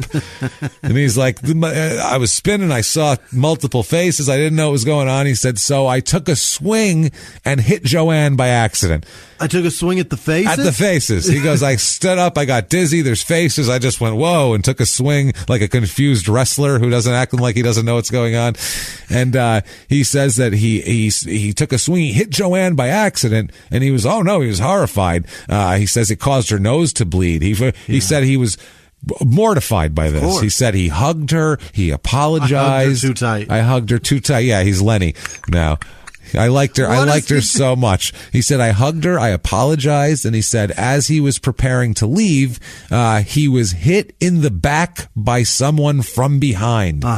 Doesn't know who. A mystery person ran up and hit him on the back. Okay. Same person whose faces he saw, apparently. He said, Jesus. He said he turned around but saw no one. Yeah. No one's there. This is crazy. So then he turned around and ran in the direction of the road Meanwhile, even though it's an open thing that you can see and there's nobody there, he just ran toward nothingness because someone hit him. He said when he looked back at Joanne, she was walking from the tree back toward the barn. Okay. His head, again, he said, was spinning again, just having a tough time, all that schnapps. I got schnapped. Got schnapped too hard. I schnapped it way too hard on this one. He said... I got schnappered. I got schnappered up. He said that at that point, his head was spinning, so he walked toward the grocery store and eventually, quote, found himself at his sister's house. And then he said he was certain that his last swig of schnapps had been drugged. That's the point of this whole thing. He goes, I was drugged, so I don't know what happened. I saw faces. I took a swing, accidentally hit her, but smoothed that shit over. Listen, I hugged the shit out of her. And then I was hallucinating. We made up. Yeah, we made up. He said, but he knew that neither how or with what or nor by whom this drugging had occurred, but the last sip of schnapps was definitely drugged. Okay. Definitely. Also, which that's his excuse. I was drugged up, had voluntary sex with her after she got done with her previous client, apparently. Started a tire fire, walked down there with her. For some reason, she wanted to straighten out her pants. She decided, I don't need these on. Took them off. These damn things just will not straighten up. Instructed me to hide them under a piece of tin. Then I hid them, stood up, got super dizzy, punched a pantsless woman because I saw many faces, then hugged her. And the whole time you have to imagine she's voluntarily standing out in the open with no pants on. Nothing. No pants. Right. On her own accord. He said, I hugged her, and then if somebody hit me from behind, that wasn't her. I turned around, nobody there. I ran away. I left her there with no pants on. Last I saw her, she was fine. She must have drugged my... She was walking. She was fine. With no pants. By the way, she must have drugged my schnapps. No one else had been near her schnapps. That is an amazing story. That's quite the tale, sir. Yes. And then the prosecutor said, pray tell all of that. And then he said everything that happened. He turned around to the jury, shrugged his shoulder, and goes, ta-da. Pray tell. Come on. So what he the turned around fuck? to the jury and goes, how good am I? Come on. Come on.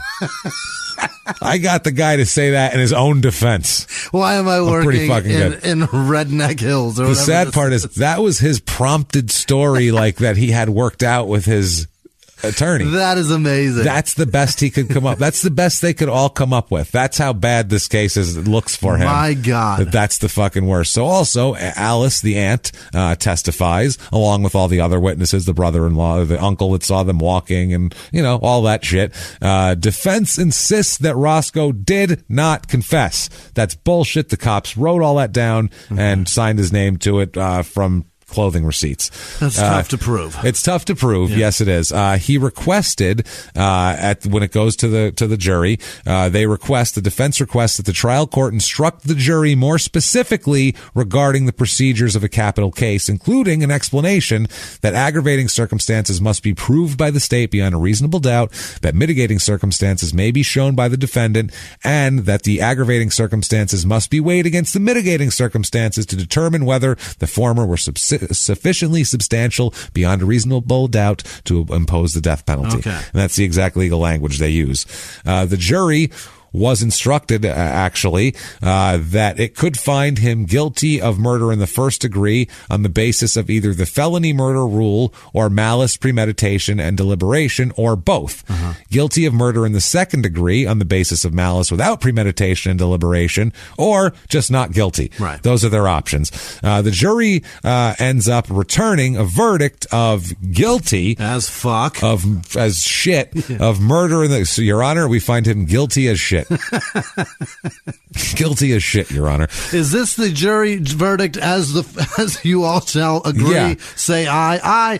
The jury in the above entitled action, fuck it all. Sir, guilty as shit. Guilty is what as they shit wrote. is what we're trying to get at here. They didn't even check a box. They just wrote it. Guilty as shit. In a Sharpie across the whole page. He's a bastard. Now, we'll find out here why this is so ironic that he did. It's God damn it, tune in. Keep this on till the end. It's crazy. So sentencing, He presents evidence during the sentencing phase that during these proceedings that he is, and I'm using the court document language here, borderline mentally retarded with a full-scale IQ of 67. Okay. That's what he's saying. Based upon this evidence and upon evidence of intoxication at the time of the murder, he requests an instruction directing the jury to consider whether Roscoe's capacity to appreciate the criminality of his conduct or to conform his conduct to the requirements of law were impaired, based on a combination borderline mentally retarded diagnosis and drunkenness, is what they're saying. Dan Jordan, who's a clinical psychologist at the Southeastern Regional Mental Health Center, testified on examination here that he had a 67 IQ. Roscoe did, not Dan Jordan. It'd be really hard to be a clinical psychologist at the Southeastern Regional Mental Health Center if you had an IQ of 67. It'd be difficult. It really is. It's amazing, and you'd heard of this man. Honestly, the perseverance that would take. The movies about him. Just the willpower to overcome. It's incredible. Dan Jordan, I salute you. So he noted that Roscoe had no brain damage and could read at a 5th grade level. He could add and subtract and make simple change and do every day-to-day normal regular life shit. Right. He testified that under normal circumstances, individuals at his level of intellectual functioning are capable of, quote, social and vocational adequacies and are generally considered to be responsible for their behavior, which he had a job at the time and all this. And I mean, in the past, he's done plenty. On cross-examination, this Jordan guy said that Roscoe could hold a job. He's issued a driver's license before and generally can, quote, cope with life. And he also said, he reiterated it this way. They asked him, quote, now you're not saying that because of his IQ, he did not know the difference between right and wrong, are you? And he said, I didn't make any statement about that. They said, but you are not saying that, are you? I'm just trying to clarify. He said, no, he was generally responsible for his behavior. They said, okay, you say that you have already testified to this person's functioning at this level are capable of social and vocational adequacies. And he said yes. And they said, unless otherwise impaired, they're generally considered to be responsible for their behavior. And he said, that's correct. So that's there. Now the trial judge gave a portion of the requested instruction, limiting consideration of the statutory circumstance to the evidence of intoxication. He says, quote, you would find this mitigating circumstance if you find that Roscoe Artis on the evening of October 21st, 1983, drank 3 beers, and on the morning of October 22nd, before the killing, drank 2 swallows of peppermint schnapps, and that given Roscoe Artis's reaction to the schnapps he drank, someone must have put something in it, and that this impaired his capacity to appreciate the criminality of his conduct. So what they're saying is you can find as a mitigating circumstance for the impairment only if you think that he was drugged. Okay. You can't Not say the other way around. Yeah, you can't say that he drank some schnapps and got drunk, so then he's not responsible. Okay. He's responsible for that, but if somebody drugged him, then he's not responsible. Then it's a different story. He did not voluntarily ingest that, nor does he's not used to that, and probably doesn't use that frequently, therefore would not know the reaction of those drugs and his behavior while on those drugs. Because he didn't even know what he got. Right. Yeah. They did not instruct the jury to consider his intelligence with respect to statutory mitigating circumstance. They're saying that that's not one. He also, Roscoe's team here, failed to object when the prosecutor called the jury's attention to his demeanor, suggesting that they perceived a man without visible signs of remorse. Right. This isn't, you can't do this in court because the lawyers, you can, but they even said later on that this is gray area. Yeah. Because OJ sat there looking stoic. Right. That's what they tell you to fucking do. Don't show emotion either way because it can be read. Right. So they say, quote, they say this to the jury in closing, quote, look at Roscoe Artis over there, ladies and gentlemen of the jury. You watched him throughout the trial. Is this a man of remorse? Is this a man of contrition? You have observed him on the stand. You've observed him sitting here in the courtroom for almost 2 weeks. Have you seen the first sign of contrition about him? Have you seen the first sign of remorse about him to show where there's a conscience somewhere in that head or body working on him? So, I mean, they look at him type of thing, which is... The problem is... I don't like that. Yeah. I don't like look at him. Look at him doesn't matter. That doesn't matter. Right. That's just redneck shit. Look at him. He's facts. Black, ain't he? Right. Like that's what I hear in North Carolina. Like, in North Carolina, you got to be extra careful. I feel like, and don't go look at him. Right. Just here are facts that we've gathered the for you. The problem with look at him, does he look like somebody that shows remorse? He's claiming he didn't do it. What remorse is there? And that's the thing. Right. And when the judge questions him about that, he said, I don't feel any remorse. I don't feel anything. And they said, how do you not? He goes, because I didn't kill anybody. And they said, well, do you feel bad about it happening now? And he goes, no, because I didn't do it. So why would I feel bad about it? Which, whatever. That's a good point. It's a good point. I mean, it sucks that, I'd feel bad if there was a girl dead and you'd say, well, I feel bad she's dead, but I didn't fucking kill her. But that's the other thing they try to get you to do is you feel bad about it, don't you? And then you go, you feel bad. And they go, what do you feel bad about if you didn't fucking do it? Like, it's either way, there's no right answer to that shit. So, he argued that the appropriate punishment for this is what's fucked up here. The prosecutor started mixing in biblical shit. Oh, no. In with shit. He basically, he said when one convicted of murder, the appropriate punishment for one convicted of murder is death. He said that they said that he copiously read from the Bible, occasionally interspersing biblical passages with reference to North Carolina law. My word. He said at one point, listen to this, and if he smite him with an instrument of iron so that he die, he is a murderer. The murderer shall surely be put to death. And if he smite him with throwing a stone wherewith he may die, and he die, he is a murderer. The murderer shall surely be put to death. Or if he smite him with a hand weapon, or wood, or wherewith he may die, and he die, he is a murderer. The murderer shall surely be put to death. He kept putting biblical passages in. And by the way, this isn't the fucked up part at all that's coming up. We're going to find out in a second here. The problem with that passage is that another man that didn't exist, Batman, said that if you kill a murderer, then there's still the same amount of murderers on the planet. That's the thing. Yes, because then you've traded places with him. Right. But as we know, I just don't like biblical shit being anywhere near anything legal or court or anything that like we've all agreed on as a society, because we haven't all agreed on that part. Exactly. So anyway, they end up finding for him, jury recommends the death sentence, and the judge gets him in front, and that's when they start asking him about guilt, and do you feel guilty? And he says, no, I don't have any remorse, and blah, blah, blah. So the judge says, you, sir, may fuck off, and gives him the death penalty. Oh, boy. So he is hitting the road on the death penalty here. Obviously, he has appeals. Sure. Clearly, there's going to be appeals here. He contends that there was an error for the trial court to refuse his request exactly of instructions to the jury that he wanted them to do here. He said that an impartial the instructions were critical to the selection of an impartial jury because two misstatements of the law made by the prosecutor and because at least one juror changed his mind about the ability to consider imposing the death penalty based upon imperfect information. There's a whole thing here. He says that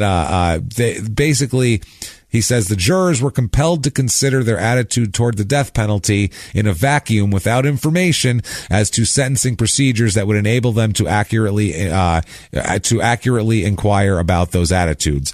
It's basically a way to go around. He wants. There's always in every appeal. There's ineffective assistance of counsel, and there's I don't like the instructions the jury got. There's always those two because those are things that can be easily argued. They're human error that can happen and shit like that. So you can argue that. So anyway, he argues all of this. He argues that the jury selected was slanted in favor of the death penalty, not only because of the trial court's refusal to charge to give them the proffered instruction that the defendant wanted him, but also because of questions the court permitted the prosecutor to ask without allowing similar latitude to questions posed by the defendant's counsel. So they're saying that they gave special treatment to the prosecutor and gave him more latitude to ask questions he shouldn't have been able to ask. They say, the appeals court says, the record reflects no gross imbalance in the trial court's responses to the defendant's inquiries as opposed to those of the prosecutor. So they shuffle that one aside, shunt it aside. So also now there's a juror issue. He says there's an error in the process of jury selection to a private conversation between the judge and a juror. Apparently, the juror responded to a question from the judge whether any problems had developed with any of the jurors. They just ask the jury when they come in, how's everybody doing? Everybody have any problems? Is there any issues here among you? And they just make sure that everybody's doing well. The juror responded to the judge that there was a problem, and the judge invited the juror into the judge's chambers. All right. So the trial court later conducted an in-camera hearing, and in the presence of counsel and the court reporter. So the defendant here, Roscoe, contends that his absence from this meeting that they had entitles him to a new trial because of his right to be present in every stage of the trial as guaranteed by Article 1, Section 23 of the Constitution of North Carolina and the fucking Sixth Amendment of the United States Constitution. Which is true. He did not object to this at the hearing. Only later on wanted this juror removed from the panel. Now they say it's clearly an error for the trial court to communicate with a juror in chambers and in the absence of the defendant, counsel, or court reporter. Okay. Appeals court said that's clearly an error. However, not every violation of a constitutional right is prejudicial, and in this case, the error was harmless beyond a reasonable doubt. They're saying nothing. It was about a juror beef. It had nothing to do with the case, whatever. The record of the in-camera hearing reflects the benign substance of the conversation. The jurors growing unease with her ability to impose the death penalty, because that came up too.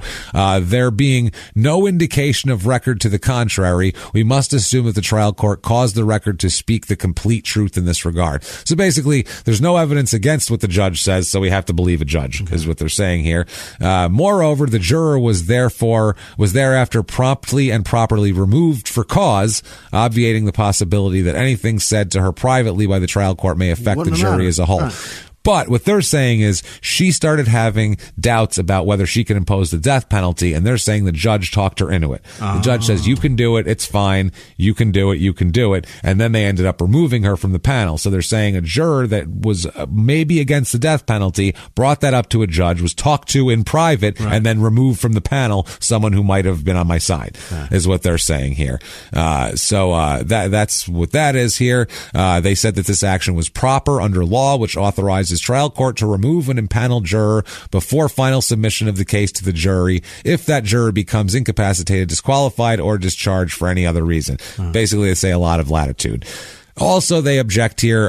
They appeal because Billie Ann Woods, the young lady who he assaulted in 1974, testified. They said evidence of prior offenses by a defendant is, quote, inadmissible on the issue of guilt. Its only relevancy to show the character of the accused or his disposition to commit an offense of the nature of one charged. So he's saying that doesn't fall into that parameters. It's exactly that. And yeah, they said it is exactly what that is basically what they said. It's have you looked in a mirror before? You know how it's exactly what is looking at the mirror? Same thing. They said the defendant's attack on Ms. Woods 10 years before the trial for murder of Joanne Brockman was characterized by an apparent attempted rape, the initiation of manual strangulation, and the defendant's stated intent to kill Ms. Woods. Medical evidence established that Joanne Brockman had been raped and killed by manual strangulation. These similarities support the relevancy of Ms. Woods' testimony as to the prior offense. No fucking shit. They said whether 10 years remoteness, basically they tried to say that time passing makes them less connected. Nope. And they're saying no. They said whether 10 years remoteness so erodes the commonalities between the two offenses that the probative value of Miss Wood's testimony is outweighed by its tendency to prejudice is arguable. But they said it's not that arguable. Fuck off. Yes, they said any prejudicial impact of her testimony concerning his attempt to at a similar assault upon her would have been wholly eclipsed by the damning nature of his own words. Exactly. Said he admitted to the whole thing anyway. Also, they say that there was an error in the trial court to deny his motion to dismiss the charge of murder in the first degree because the evidence was insufficient to prove premeditated and deliberate murder, which they say no, it wasn't. That's again in a prosecutor's discretion. Into what he wants to charge, and they had the option of giving you second-degree murder, or they could have found you not guilty.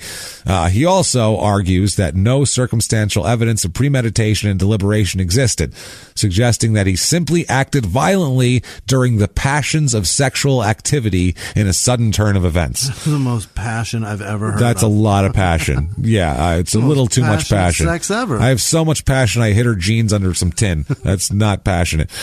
He tenders the viewpoint here. Quote, Joanne's calling for help was insufficient circumstantial evidence of ill will, and Curtis McKinnon's testimony regarding the defendants and Joanne's raised voices did not prove argument or bad feeling. Yeah. They could have just been talking passionately. How bad does Alice have to feel? On the patio, hearing her say "help, help, help." She's like, she'll cut that fool. She'll cut that. She has to feel awful. All right. They said also the force used while lethal was not grossly excessive, it being somehow less brutal to die during the act of intercourse than pursuant to some other murderous scheme. 3, while being strangled while engaged in intercourse does not establish premeditation.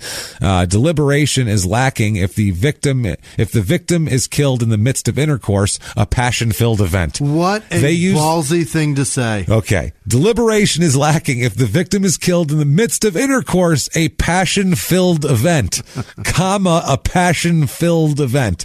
Next time you're going to have sex with someone, go, let's have a passion-filled event. So what they're saying is, if you kill someone in the middle of fucking, it's there's a lot of passion flying around. Shit happens. No. Jesus Christ, man. Are you fucking kidding me? How hard do you have to be fucking? How hard? To passion. I needed to strangle her. I was so passionate, I needed to fucking strangle her and beat her on the forehead while I fucked her. Listen, what a disaster. I'm as kinky as the next, but not like that. Not like eyes popping out and faces turning purple. Jesus Christ. And punching in. That's fucking crazy. If it hurts, fucking stop. Yeah, there you go. Jesus. Help. That's a bad sign. That's not good. That's not a good sign. So medical evidence established that she died of manual strangulation in the midst of sexual intercourse. And although his first statement didn't indicate that it was his own hands that were causing Joanne to be breathing kind of hard, if you remember, in his whole admitting statement, he left out the strangling part. Right. Left that out. But there's ample evidence from which the jury could infer not only the fact, but the specific intent to kill that accompanied it. Because you can't say like, well, I choked her to death, but that was an accident. You can say I saw faces. So they said, basically, give me a fucking break. And then the defendant here complains, in addition, that the testimony of a clinical psychologist concerning the results of an IQ test administered to the defendant was erroneously excluded, although the testimony was in fact actually admitted. So he appealed something that actually happened. He said, they didn't let my shit in. And they were like, yeah, that dude testified. And we just didn't care. Just nobody cared.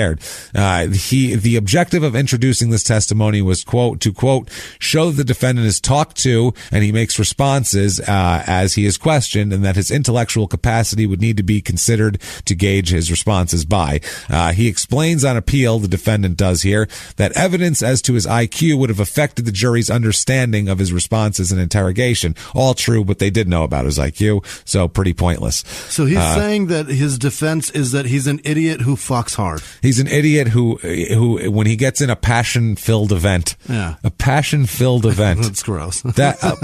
I can't. A passion-filled event. Right. That's the worst fucking way I've ever heard fucking described. My point is, I better not ever be on the stand ever. I'm going to jail forever. Apparently, I'm an idiot who fucks hard, James. Yeah. Well, there you go. If you do that, you're done.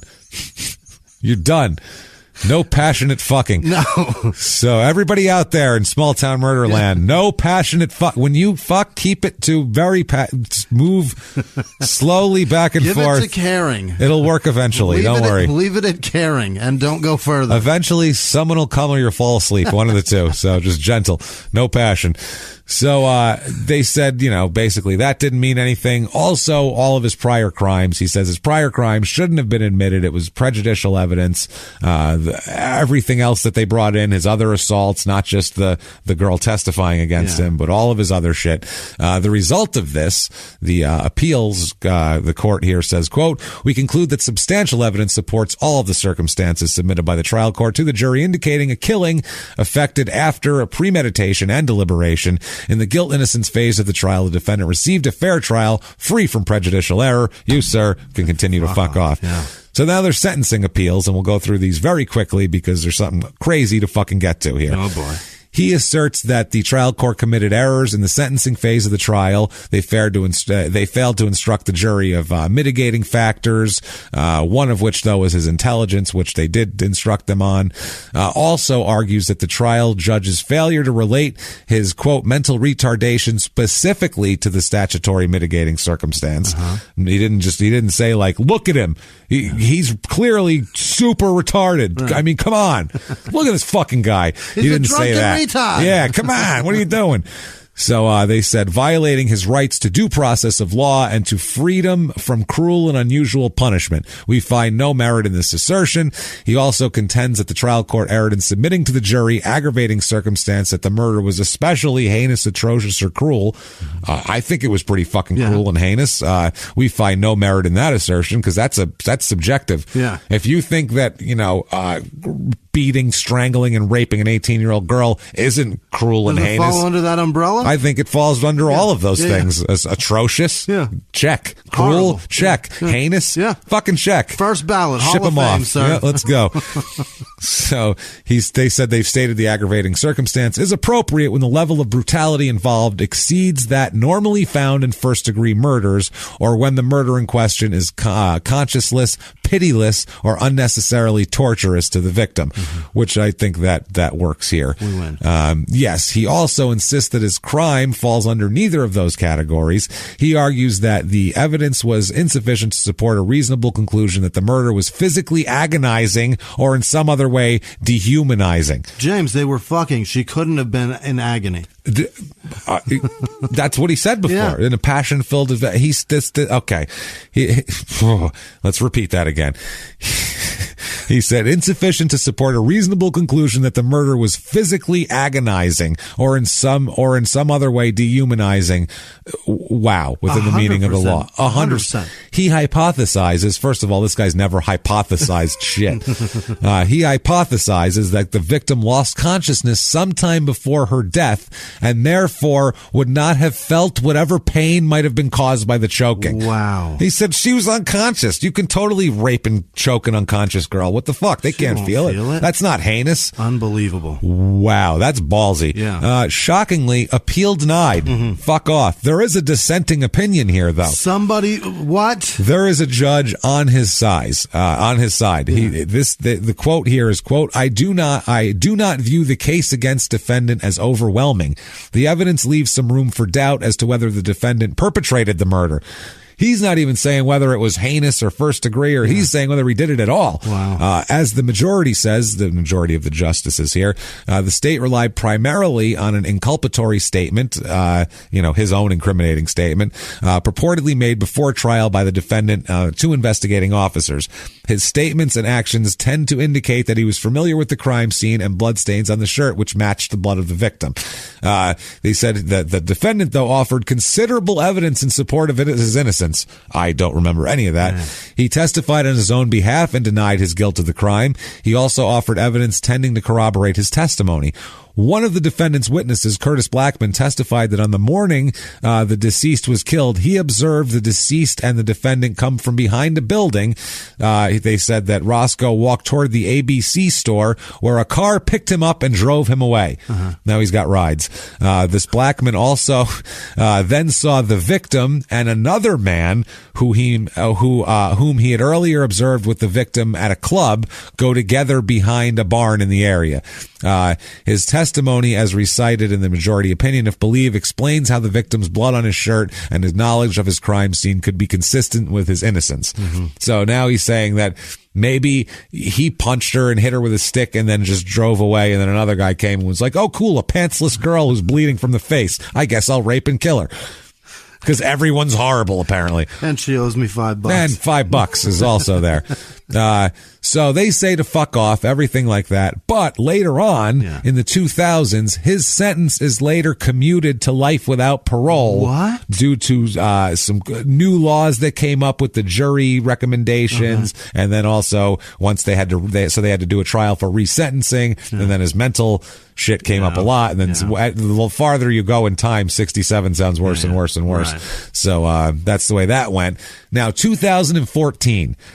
McCollum and Brown, remember those guys? Yeah. They've always claimed innocence for the Sabrina Bowie murder. Sure. Always claimed innocence here.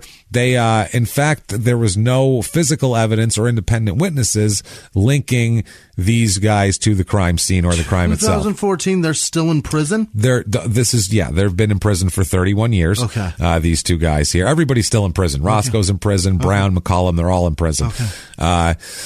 So they're also saying, nor did any evidence exist that implicated either Mr. McCollum or Mr. Brown's mother or sister in the commission of the crimes, because there's a DNA thing. In fact, at the time they were questioned, both McCollum and Mr. Brown were conclusively eliminated as the sources of identifiable fingerprint evidence found at the crime scene where Sabrina Bowie's body was found. Okay.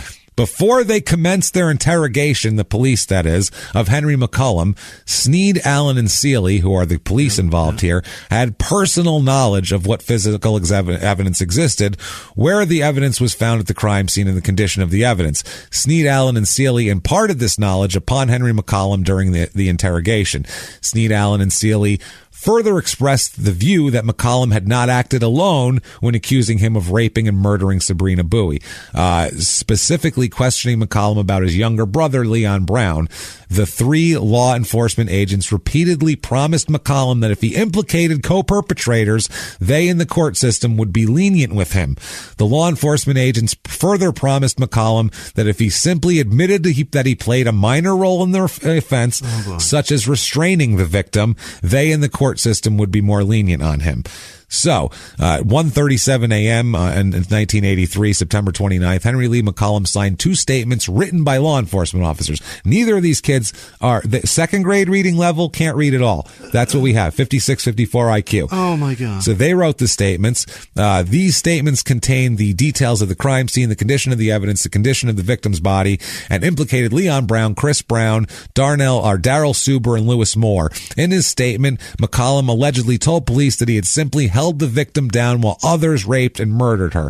Now, when they do a bunch of checks, Lewis Moore moved to Kentucky. He hasn't been back well before that. He was gone and never been around. Another guy was out of state and had proof of being out of state. He was with a police officer somewhere in another state. So none of those people were involved in this. Chris Brown? Another one. Chris Brown's totally involved. It's all him. No, it's not Chris Brown. So, yeah, that's what happened. So the North Carolina Innocence Inquiry Commission announces that new DNA testing of a cigarette butt found at the crime scene of the Sabrina Bowie murder matches the DNA of who? Yes. Roscoe Artis. Son of a bitch. Where the fuck did Roscoe Artis live? Right next door to where the body was found. No way. The sister's house was butted up against a soybean field right where the body was found. Oh, and they never once questioned him. Well, let's talk about that. Okay. Let's talk about that. Police investigated Artis as a suspect, but never told the defense attorneys about that. Wow. Because obviously he's the biggest suspect because he's had this has happened before. That's how he does it. A stick, the whole thing is so his MO, and they just went, fuck it. These kids are easier. Wow. Unbelievable. Sneed, Allen, and what was the other dude's name? Schnozberry? Sneed, Allen, and Seeley. They're dickheads. These guys. Where are these fucking jerks? Well, let's keep talking about it here. So they investigated never till they hid the shit from so that's discovery they hid. So there's Brady violations. There's fucking every kind of violation you can imagine here. Not to mention they had a 15-year-old with a 54 IQ being interrogated without his parent present. This is like Brendan Dassey on fucking steroids. This is mix Brendan Dassey with fucking the Klan and you get this shit. Unbelievable. So this is fucking crazy. September of 2014, a judge declares McCollum and Brown innocent. Yes. And vacates their conviction. People go batshit. Yeah. The fucking family is pissed. Well, yeah. They're super pissed. They're like, it's like she has no justice now. It's like the whole thing's she's gone. Dead all over again. They're super upset, which I don't blame them. Yeah. But you do want the right person to be gone. I would assume. I would. Yeah. Now, Joe Freeman Britt, who was a prosecutor on this case, on the original case of these two young men here, he said after the judge declared them innocent that he has no doubts the confessions were genuine and that they're guilty, these boys. What a cocksucker. He says, no doubt at all, none. He says he doesn't put much stock in DNA exonerations.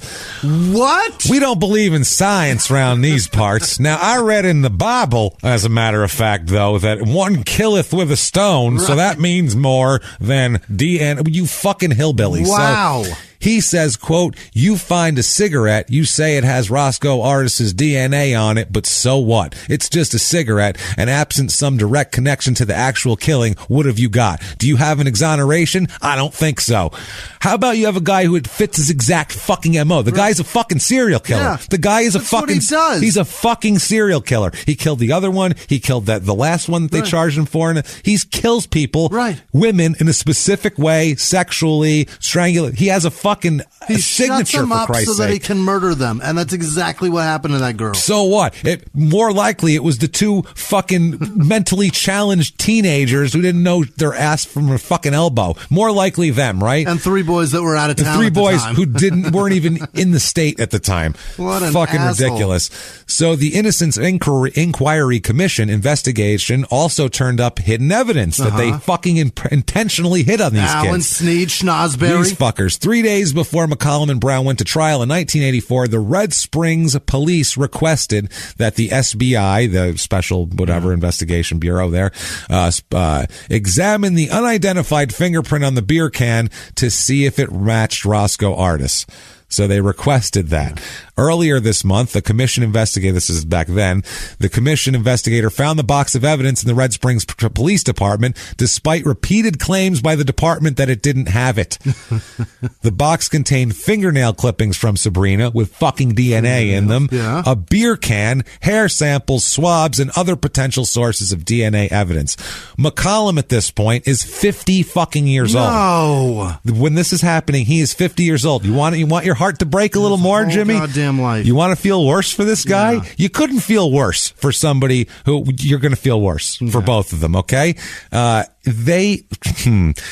The most devastating thing for McCollum was the fact that he learned that it was Artis. You know why? They grew very close. And their time in jail and death row. That motherfucker. McCollum said, quote, he was like a father to me. You piece of shit motherfucker. How could you do that to somebody? You fucking knew you did that. You knew you did it. You sat next to this motherfucker for 30 years knowing that you did this shit. Unbelievable. And was like a father to him, but didn't say, hey, I'm already fucked.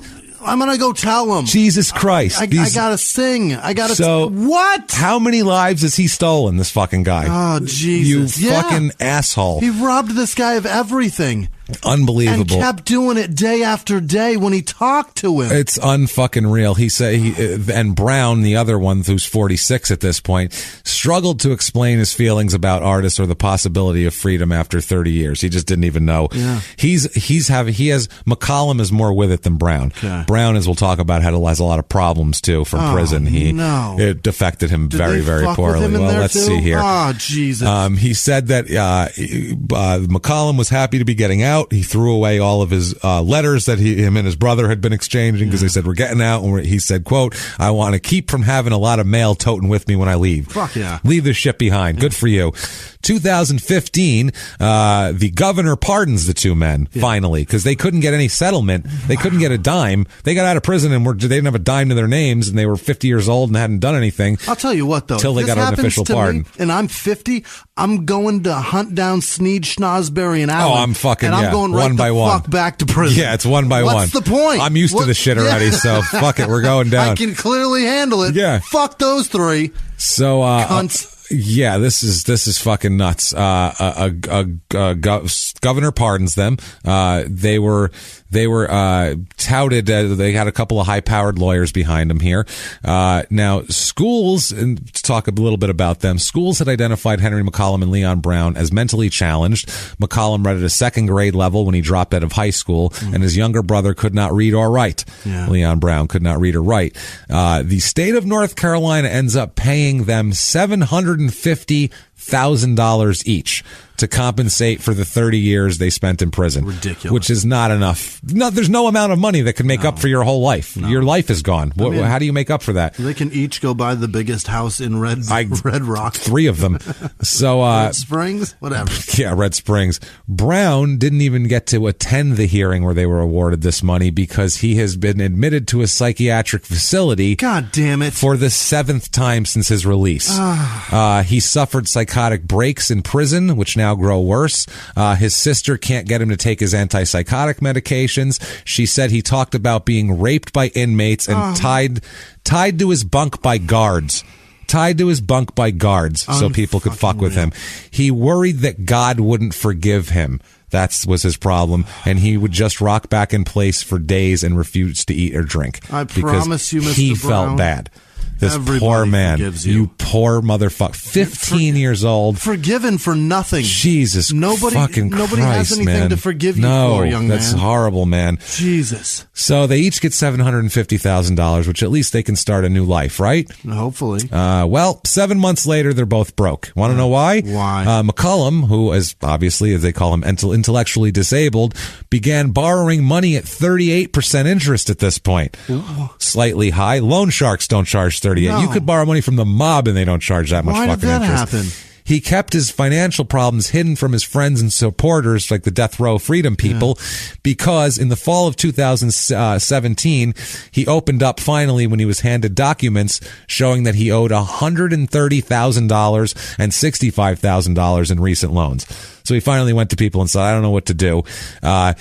Basically, their money was siphoned off by their their protectors. A sister back home, you bitch, a lawyer from Orlando, a self-proclaimed advocate from Atlanta, How dare you? And her business partner, a college instructor from Brooklyn, according to the documents and interviews by the Marshall Project. Now, by the time a federal judge intervened in the spring of 2017, they hadn't even set up a trust for the brothers, which was all they were supposed to do.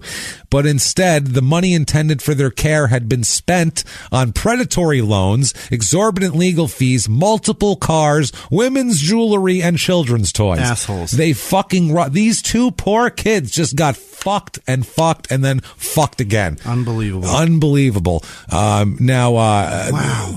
Jesus Christ. They said this Jeffrey Desconic, who's an exoneree, he established a foundation to help the wrongfully convicted, says he had advised about 60 other exonerees on how to manage compensation and the unwanted attention it brings. The experiences of McCollum and Brown are extreme, but he says the underlying dynamics are common. He says, quote, all were hit up for money by family and friends and were targets of scammers. Because they come out of jail, they don't know what to do with their money, and they're handed all this money, and people are like, oh, no, you've been in prison, you don't know what to do, I'll help you out. And then they're fucked, and wow. You know what you do? You walk the fuck into a bank because there's corporation laws involved there that they can't fuck you. These were people gonna fuck you. These were people that were legally put in place to set up trusts for him. And these were his sister, a lawyer from Atlanta. These were all people that were his legal guardians that were supposed to set all his shit up, and they just robbed him blind instead. What do you do?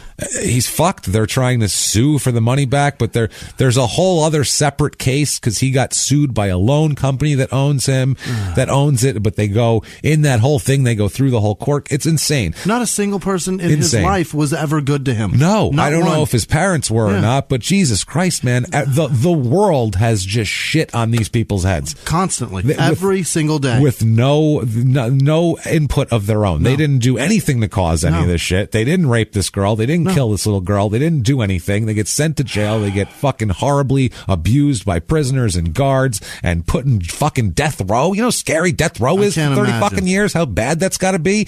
Then a guy who you meet who's older than you, who makes you feel like he's a fucking friend, a father figure, is the fucking reason you're in there. And then you get out. So that's the guy you trusted in there. He fucked you over. Then you get out, and all the people you're supposed to trust steal all your money too on top of it. unbelievable. This is the most two shit on people I've ever heard. They wake up life. in the morning to squeegee the shit from their eyes and then say, please, sir, may I have another? It's unfucking real. For 30-something years now. For 35 years that's been going on with those poor ridiculous. people. So at least they're out of prison, those two, and Roscoe is never leaving prison. He is currently in prison and not going anywhere. He's, I think, life without parole, though. I don't think they tack the death penalty. He deserves fucking whatever. I don't care what happens to that guy. Ever. We're not death penalty proponents. We're not, and especially because of this, because those kids, they would have gotten it. They looked super guilty. Yeah. They looked guilty. It looked like they had the statements and all that, and they fucking weren't guilty. Right. This is why we don't like the death penalty unless like 5 people watched him and he says, yes, I did it. Absolutely. Right. Fuck that person I killed. Yeah. It's very hard. If there's any question, it's so fucking difficult, man, to do that, because this could happen. And all the DNA in the world. When all that shit lines up, fry him, get rid of him. We don't need him. Like Roscoe, we have about 5 different angles on him that he did all this shit, and he's a predatory motherfucker and a budding serial killer. Yeah. Let's be realistic here. That's he was really coming into his own. He was coming into his own, and he had picked up the pace. Yeah. In 81, he killed that one woman, then he killed a little girl, and then so it went from a 2-year period of time off, a cooling off, to then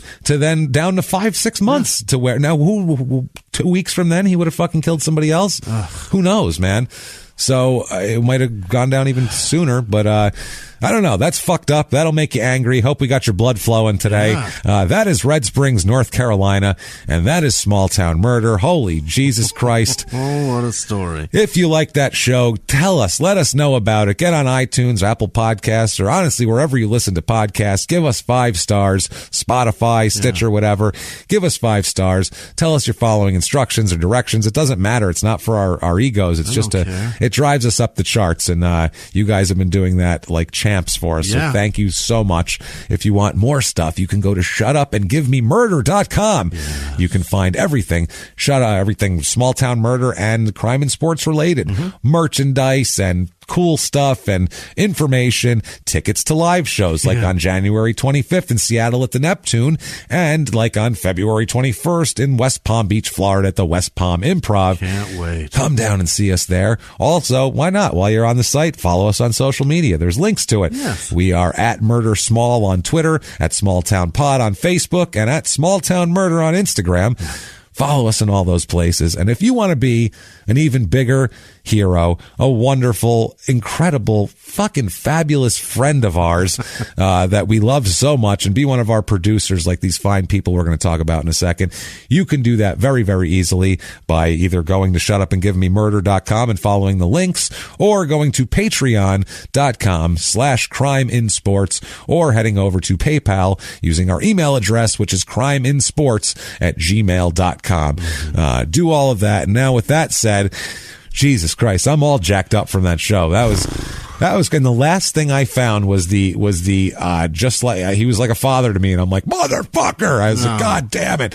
So, anyway, now that we're all angry, Jimmy, hit me with something positive. Hit me with the list of my favorite goddamn people. This week's executive producers are Aaron Cox, Matt Ballou. You were wrong, by the way. I was still reading. He knows what that means. Ashley Johnson, Cat Power, Shannon Feltus, James Fraker, and Julia Avery. Thank you guys so much. We can't do it without you. This week's other producers happen to be Hunter Perry, Hannah Marmoro, Tracy Jacobs, Bill Szynski, Olivia Rafe, Joshua. That's all of them. That's one of those, I'm sure. It might be Reef. I could be way wrong. That's everything. Joshua Allness, Becky Stevens donated twice, both ways. Thank you, Becky. Thank you. Cecilia Scheidler. We'll take it both ways.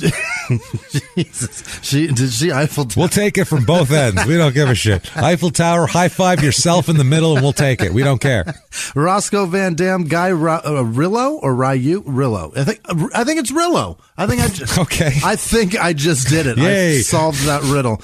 Bernardo Ducalon, he donated Philippine money. I've never seen it. I don't know what it looks like. It was through PayPal, so it was all digital. Thank you. But thank you very much. Money. Bernardo, you're a good man. Appreciate it. Colleen Udovich, Brendan Abels, Amber Goodell, Natasha Fellows.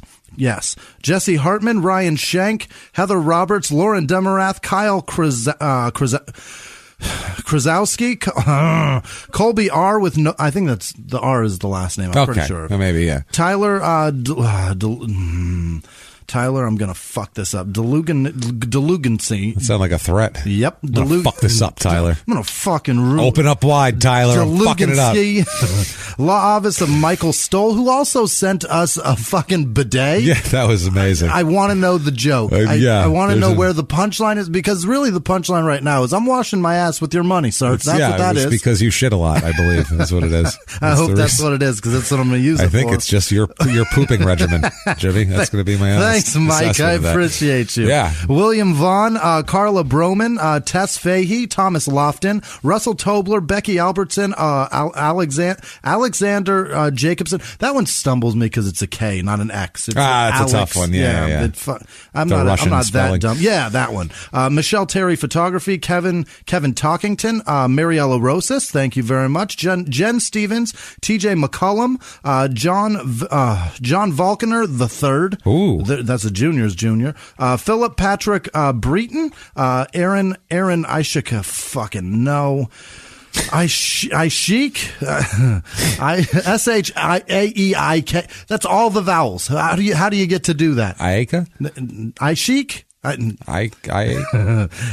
it's not in front of me, so I have no idea. I don't know how to pronounce it. Emily Downing, Rachel Stora, Gabrielle Elder. It's with a Y. Yeah, see what I'm doing? I'm doing my best to pronounce these. I get it. PB Corbin, Dave Allen, Marshall Walker donated twice. Thank you, Marshall. Thank you. Penny Coleman, Peachy Keen Meg, Bo Magnuson, William Weir, Skylar Henderson, Ted Cyrus. He's back in. Thank you. Thanks, Ted. Cherie Lynn. I believe that was Latrell Sprewell's cousin. Oh, Cherie. hey, thank you, Cherie. Matt Dietrich, Christina Jordan, Corey Kano, Tuboob Oobsloob. What? Okay, they just wanted you to words they wanted you to say. Yeah, there's an N after a B. Yeah. They're fucking with me for sure. Jordan Bennett donated twice, I think. She Thank did. you. Yes. Thank you, Jordan. And she sent the hockey pucks. Also. Oh, that was so cool. Those are awesome. Thank you, Jordan. No, that's a different Jordan. Oh, shit. No, it's the same one. Okay. If it's you, thank you. If it's not you, how dare you pretend to be somebody else and take credit for their hockey pucks? I think it's the same one. Dita Vasquez, Stephen Rude, Anita Marie, Under the Sea Fabrics, Tamsin Hunter, Thomas Smith, Alexis Seeger, Janice Hill, Zach Deficiani.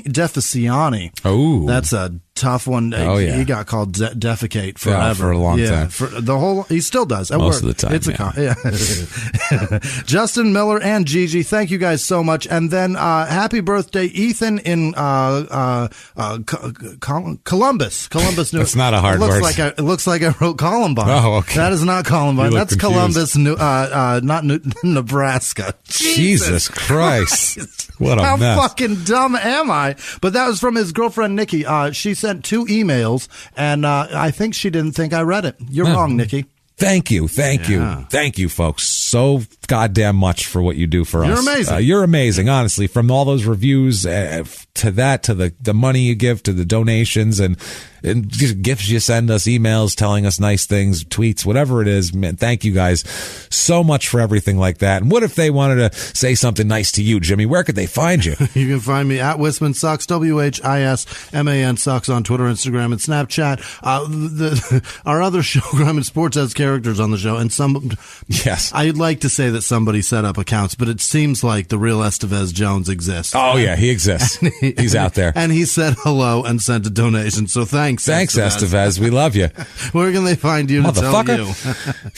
Find me at Jimmy P is funny, or copy and paste my last name from the show description. Therefore, not misspelling it and finding the wrong people and ending up following lawyers from Pittsburgh. So do that. Find us there. Jesus Christ, it's been a wild one, and I feel we've started out the new year strong. We've done well. It's only going to get stronger. We've done better than Sneed, Allen, and Snodgrass. Snodgrass sucks. Someone needs to Snodgrass. Stick a stick down his throat.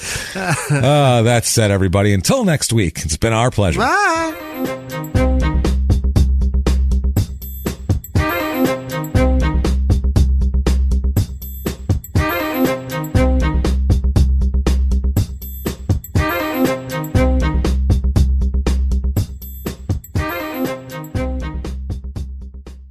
If you like Small Town Murder, you can listen early and ad-free now by joining Wondery Plus in the Wondery app or on Apple Podcasts. Prime members can listen early and ad-free on Amazon Music. Before you go, tell us about yourself by filling out a short survey at Wondery.com/survey. He was hip-hop's biggest mogul, the man who redefined fame, fortune, and the music industry.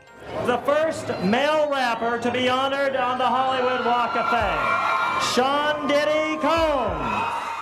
Diddy built an empire and lived a life most people only dream about. Everybody know ain't no party like a Diddy party, so. Yeah, that's what's up.